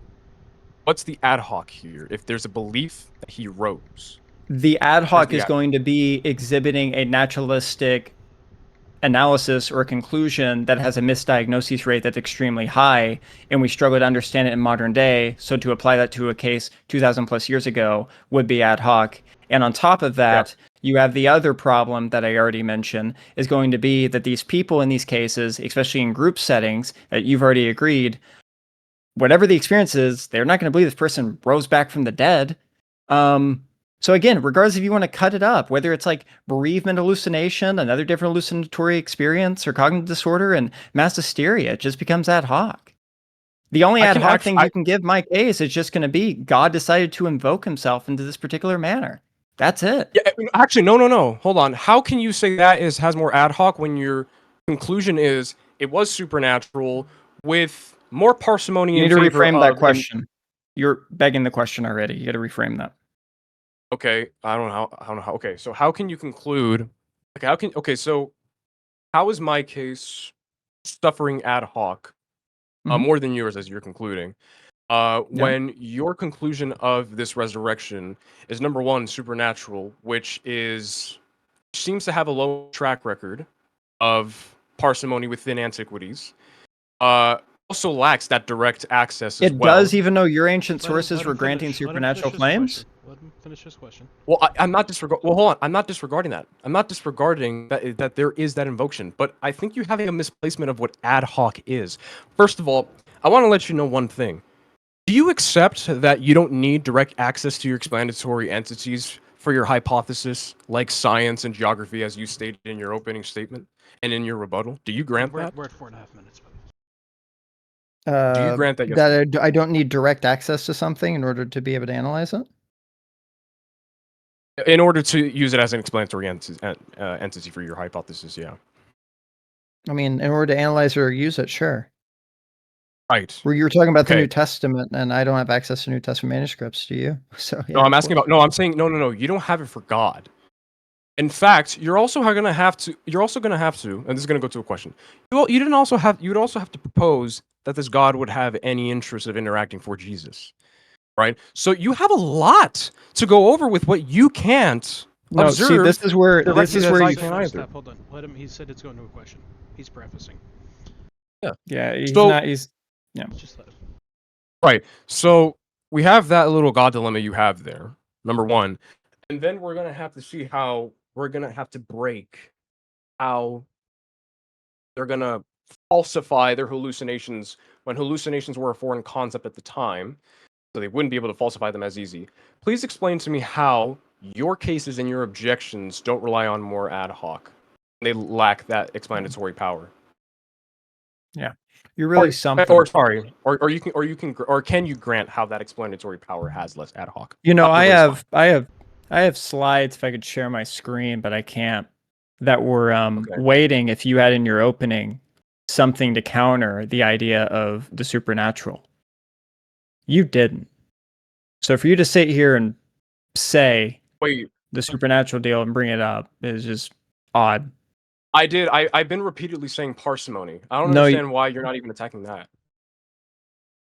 What I have been attacking your arguments, brother. Oh no. I'm saying parsimony. I honestly don't even want to continue this debate. This is just horrible.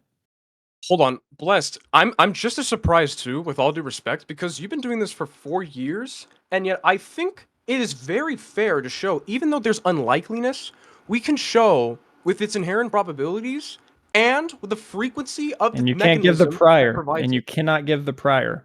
What do you mean I can give You the have yet to prior? give the prior. prior You is say relying on it's the more testimony of the likely. symptom. You say it's more likely, less likely, and you Guys, can't give the hold on. prior.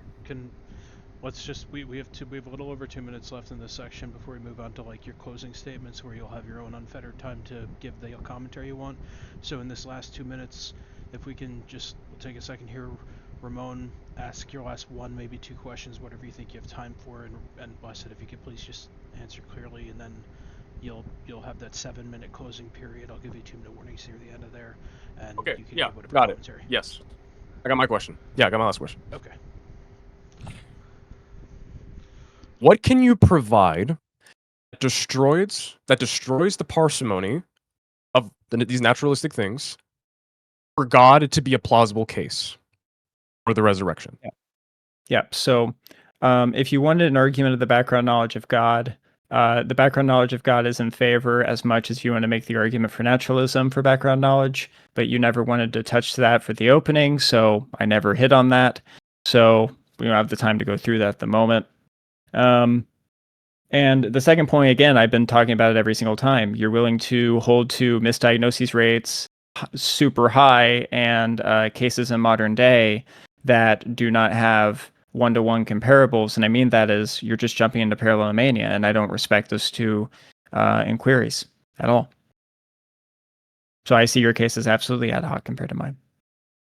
You stumbled over a minute. Just playing this ad hoc, fine. And considering you're willing to admit you have no problem with those misdiagnoses and you're just going to admit it, it's crazy to me. So yeah. Because And that was your question. I answered it. I just want to get this closing done, and whatever the audience has, I'm sorry, guys. I really am.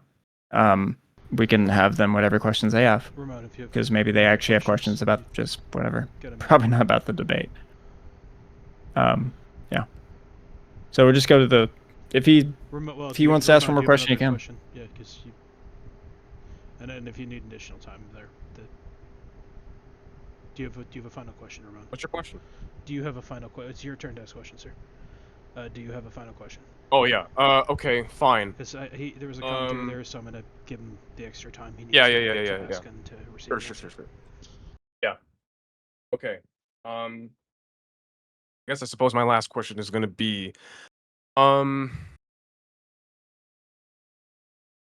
why exactly? What about mixed identity? What's the problem with that? That parallel. I'm curious. What's the problem with the parallelomania of mixed identity, and why does it not hold up? Very simple. What do you mean the parallelomania of mixed identity? How do you define mixed identity in this case? I'm not sure what you're saying. Meaning, people say, if you've seen my parallel with Resurrected Nero, people saw this person that looked like this person and thought they were still alive. What's the problem with using that for Jesus? Yeah. So for example, if you were to read the Gospels, even the Gospels make a distinction between ghosts and apparitions. Paul and Luke do. So they're even aware of these different views in different places. And they counter it. What about the Nero they killed? They killed the Nero. There's a physical Nero. I answered your question. That's about the time the extra time there. So we're going to end that stage. We do have 7-minute closings from each. I'm going to give you warnings at 2 minutes.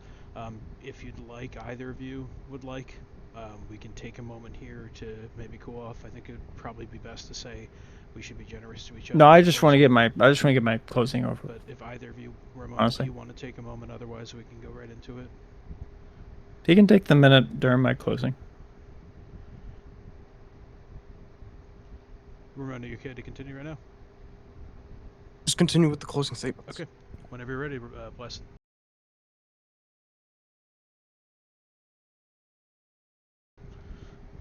Right. I am sorry, audience. This is not what I expected. So I will give my side, he'll give his side, and this will definitely probably break down afterwards into another chat. I was under the impression that we were doing a resurrection debate.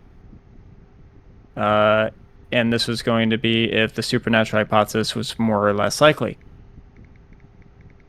Now, what ended up happening was a lot of this had nothing to do with the resurrection attacking it. Nothing about the group experiences were attacked. Nothing about multiple attestation. And Ramon even admitted that this was a historical question. This was a historical analysis. That involves historical criterion. I had my opening and I asked again, and he even admitted that he doesn't have a criterion. And I asked him, okay, can you show me what would be sufficient evidence in antiquity for a miracle or supernatural event? He said, I can't give you that. So we do have what my opening was, is his side is, I'm not convinced, but I'm not sure what will convince me. And I really can't show you either. That becomes a problem. Now, if he tries to do this now in this closing and tries to give you an answer on this, I hope he gives a criterion that we can apply with other settings of supernatural and non-supernatural claims, as I've done. Now, my biggest issue with this tonight is going to be, I would say, a bit of some dishonesty that I had an issue with. I was under the impression very much, and Ramon said this and championed it, and this is multiply attested, that he held that the idea that there were hallucinations, that the hallucinatory hypothesis, that there were hallucinations that the disciples had was dumb. It was wrong. It was stupid. Meanwhile, his argument hinged mainly on two of the chief leaders of the early church had hallucinatory visions or disorders. So that is completely dishonest and wrong to do. Because this debate has taken place, ladies and gentlemen, a second time from the first time, where he did see my opening. And I didn't change anything from the first time he saw my opening to what he just saw now in my opening. Besides, I had some fancy flowers. I wanted to give you guys a good resurrection debate. The Jesus Resurrection Factor Figma is based off Gerd Ludemann, who I quoted, and William Lane Craig. They had a great debate on the resurrection. And what they did is they both looked at the New Testament document and said what was more likely based off those events, right? And what they did is they would counter the other side on what that was. I tried to counter Ramon on different points. I don't think he did that. Now he'll say, you didn't touch my parsimony. You didn't touch Paul and the violent deaths. No, I did. You can go back through in the recording and see. I did very much hit on it. But he didn't touch on the 12. He didn't touch on multiple attestation. He didn't touch on, even though we have the reliability of the documents, we shouldn't trust them. None of these things he hit on. And frankly, I should have hit on it more, but I was quite surprised because I thought within about six months of research, me and him back and forth on this, prepping for the debate and how much we've talked about it, we'd have something both to show for it. So that was either missing the forest for the trees or whatever, and my apologies on that. But yeah, that would be my ending.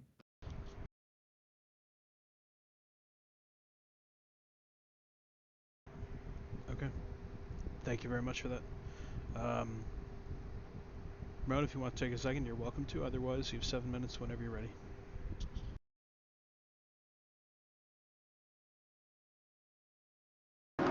Can you? Okay, sorry. Say my closing statements.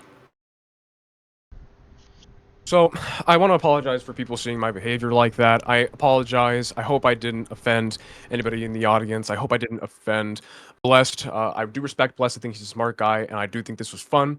Regardless of the anger and my anger, we're still friends and all. And, you know, for the future rivalry will continue. I don't disregard that I was a perfect debater. Maybe I might have fumbled. Maybe I might have conceded to things. Maybe we all made those mistakes. But we all do, and I do respect you guys regardless of your beliefs.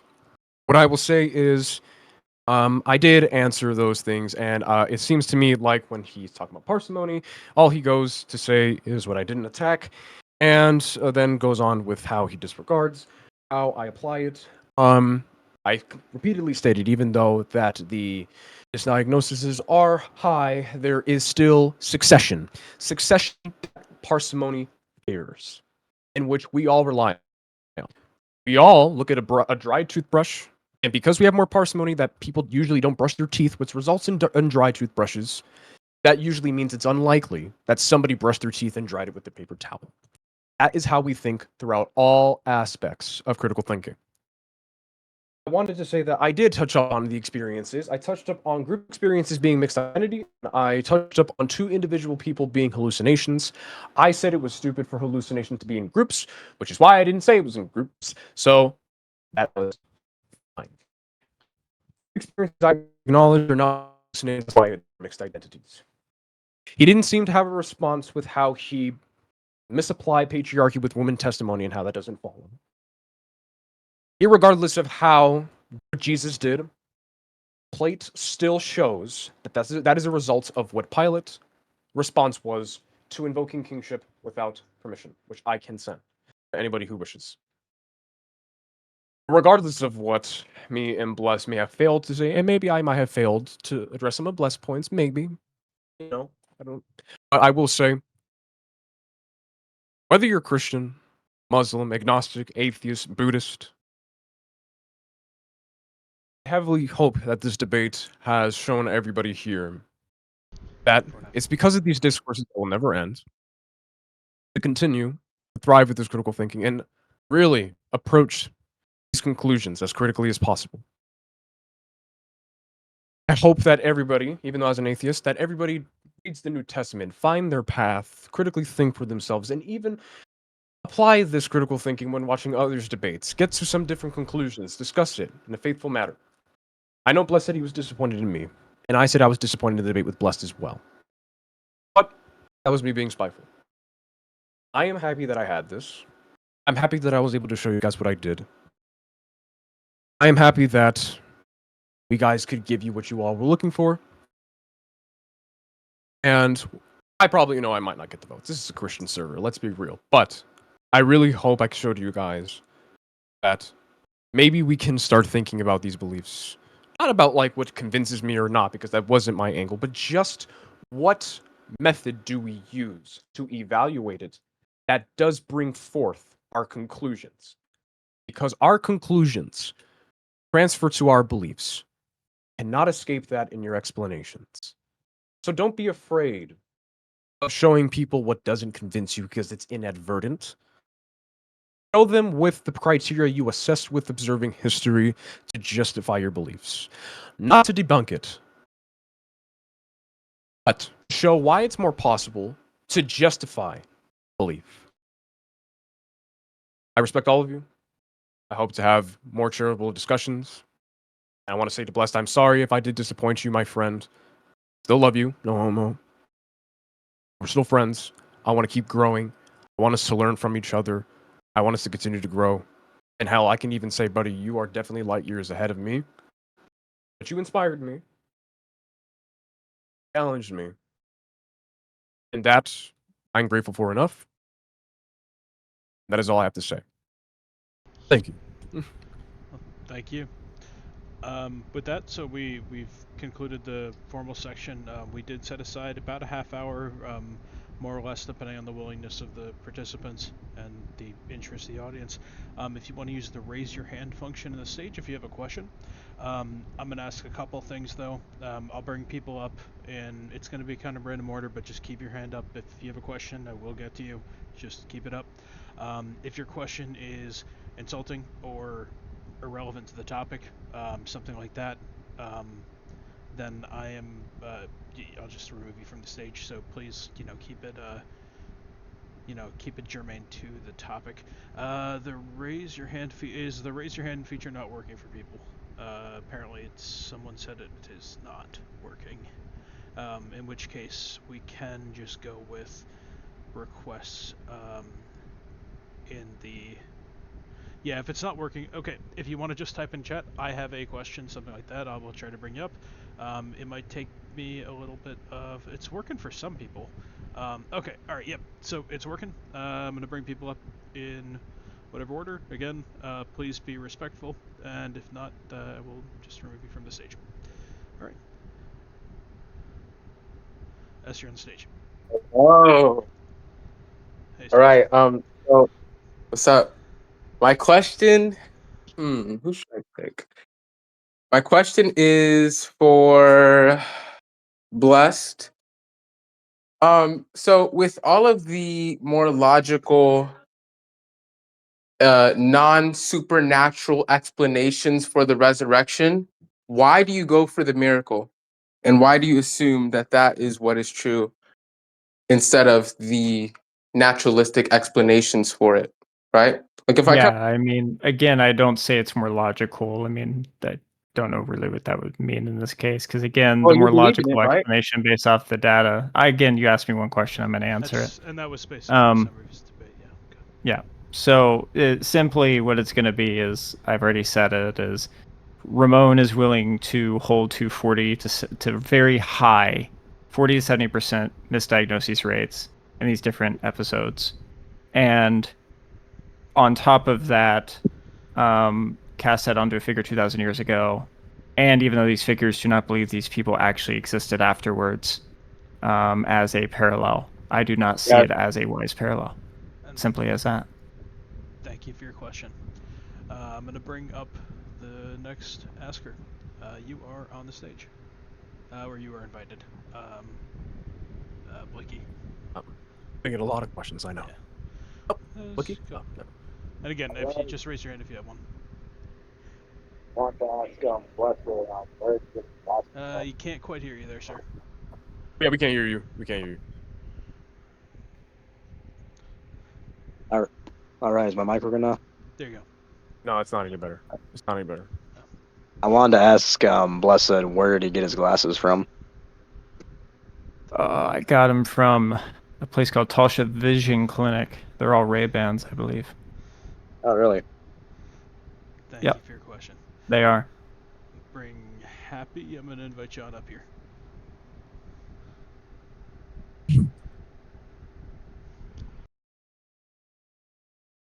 Bring him up. He's got to accept. Hello? Hey, you're on stage. Hey. Okay, so I'm sorry in advance if this question has already been answered, but Blessed, you mentioned that historians dismiss the likelihood of Jesus' grave being robbed because of the harsh penalties at the time. But Ramon, he pointed out in his opening, like, could it be possible that necromancers, right, who place like high ritual value on like high religious figures might have been motivated enough to take that risk? And again, I'm sorry if this is like a silly question. Yeah, no, absolutely. That should be something, again, I kind of hit on, but I can hit on it again. In Dale Allison's most up-to-date work on the second edition of The Resurrection of Jesus, he notes these different kind of historical plausibilities. It is historically plausible that somebody took the body for necromancy purposes, because we have different background relevant, it'd be like something like a criterion of historical coherence, right? That there's background relevant knowledge to connect to this idea. This could be plausible. But the same thing, though, as Allison notes, that it's also quite plausible that there could have been, it's a signet that's placed on the tomb wall or on the tomb door, which would be a curse if anyone were to rob a grave, because according to Jewish customs and traditions, of course, it was very important to properly bury. I see. Okay, thank you. By the way, but Thanks for the question, Happy. I'm sorry, it was a question to me, Ramon. I'm just saying. Relax. Alright, I'm going to bring up Merc here. Send you an invite. Mentality. Okay. I've got a question for Ramon specifically. Okay, wait, I can't hear. I cannot hear. You can't hear? Can everyone else hear me? Very barely. If you want to speak up or very turn your barely. hand up. Yeah, can you guys hear me now? There we go. Yeah. Okay, perfect. So, question for Ramon. What criteria what do you think the criteria is that will allow you to believe that Jesus Christ had resurrected? Right. So the criteria that I rely on for Jesus' resurrection. So with the historiographical approaches that we want to use, like Blessed provided, is not terrible. My only issue is it's lacking some evidentiary weight to be destroyed on certain important cases. Like, for example, like with Joseph of Arimathea, of multiply attested for burials, or if you want to say that there were group disciples. What I would expect for that to be the case conclusively is to meet the evidentiary weight that Paul and Peter have. If you can get me an independent, any independent or firsthand account from these people who are experiencing these things, that matches evidentiary weight that I accept for Peter or for Paul. And for tombs, if you're going to go against the common burial practices and you're using the same genre of evidence, if you want to break that common practice, and provide me a higher efficient genre of antiquity, like independent or eyewitness testimony directed to that event, to completely destroy and escape this trap or escape this bubble of being in the minority. If you can do that, and then that shows the entire narrative to conclude the resurrection is consistent, and therefore it applies, that would be a very good way to conclude the resurrection. But just like, higher evidentiary weight for some certain important cases. Am I allowed to ask the question, or is that it? What was that? Hello? Am I allowed to ask another question? Is that it? I can't understand that. I'm sorry. Can you repeat it?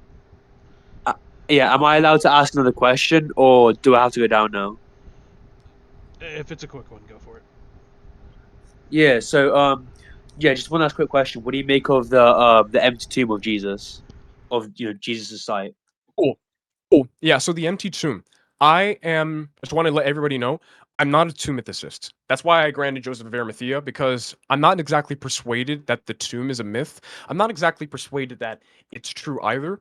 Like, yeah, is it possible that Joseph did this? Yeah, because in some cases, antiquity secondhand has been true. Even if there's multiply attested to it, yeah. I mean, I can't disregard that. So I'm agnostic on the tomb. I think there's good arguments for it. I think there's good arguments against it. I'm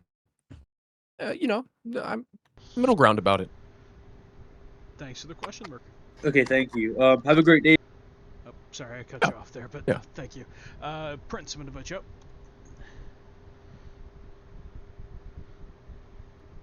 Hello, guys. Nice tie, Ramon. First of all, no, wait, never mind. So anyway, this is a question for Blessed. So I know you mentioned there's a 40 to 70% misdiagnoses, right? By the medical people. Blessed, you're muted. Yeah. It Oh, was okay. by Bergman, yeah. Right. Bergman. Even if there's a 99%. Joseph Bergeron, and I cite other studies that correlate with the 40 to 70 percentile.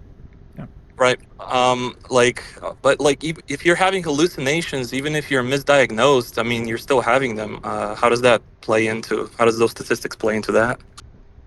Well, I mean, that's what would be in contention if they're having a hallucination. That's what the debate would be about on his side. So there wouldn't be a point to argue that for it when that's in contention. Actually, you're right. To begin with. You're right. Never mind. Actually. Yeah. Maybe rephrase it. Maybe think about the question a little bit longer next time, brother. Thank you. Yeah, I agree. I didn't like how that was raise your hand phrased if either. you want to come back up with another take on it. Chris Heidi, I'm going to shoot you an invite. Exciting. Okay. Hello. You guys hear me? Yes, sir. Yep. All right. My questions were Blessed. You referenced a source in your opening statement about some Judaic law or Judaic practice, where they went and traditionally put these individuals in like tombs and such. What was the reference for that again? Deuteronomy 21. Oh, wait. And you're talking about like Deuteronomy 21, 22, 23, where a body needs to be properly buried, and also the book of Tobit. Yeah. Tobit as well. That's what it was. The book of Tobit. Yeah. In fact, Tobit's greatest virtue in the entire book is proper burial. He even buries some executed by state authority, which should be kind of the same sentiment of high treason.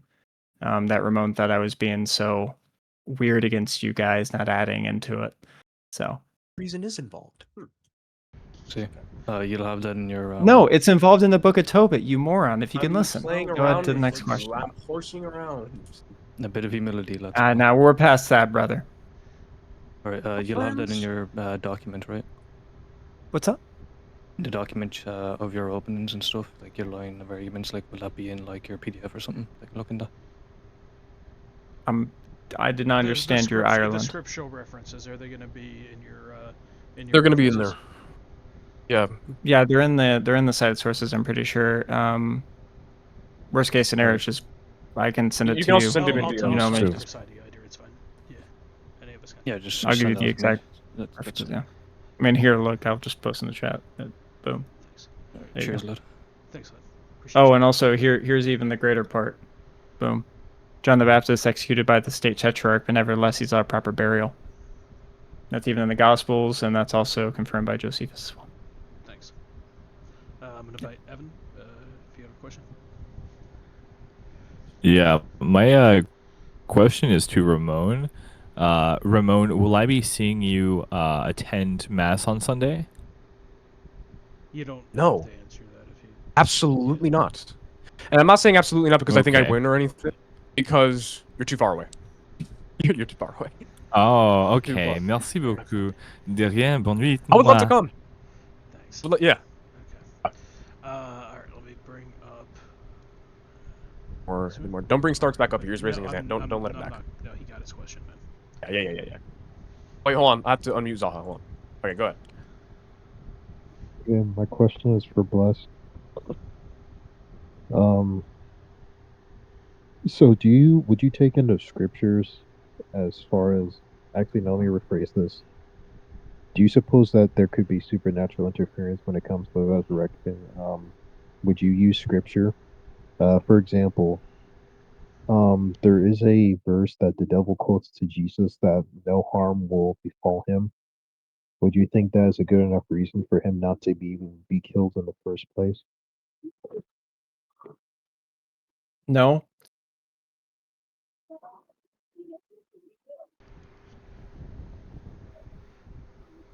I didn't understand your question fully, but I mean, it seemed like my opinion on something. I said no. I was just asking if you would take like the supernatural difference of Jesus not being crucified or not crucified, resurrected. Yeah, I mean, or crucified. Jesus' martyrdom is even something attested to in the Old Testament, right? In Isaiah and the common themes throughout. The idea that the Messiah will die for the nation.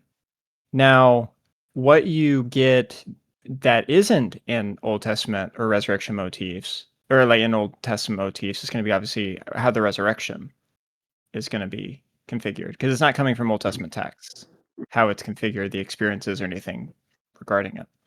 So yeah. Appreciate the questions. Okay. Thank you. Affy, shoot you in,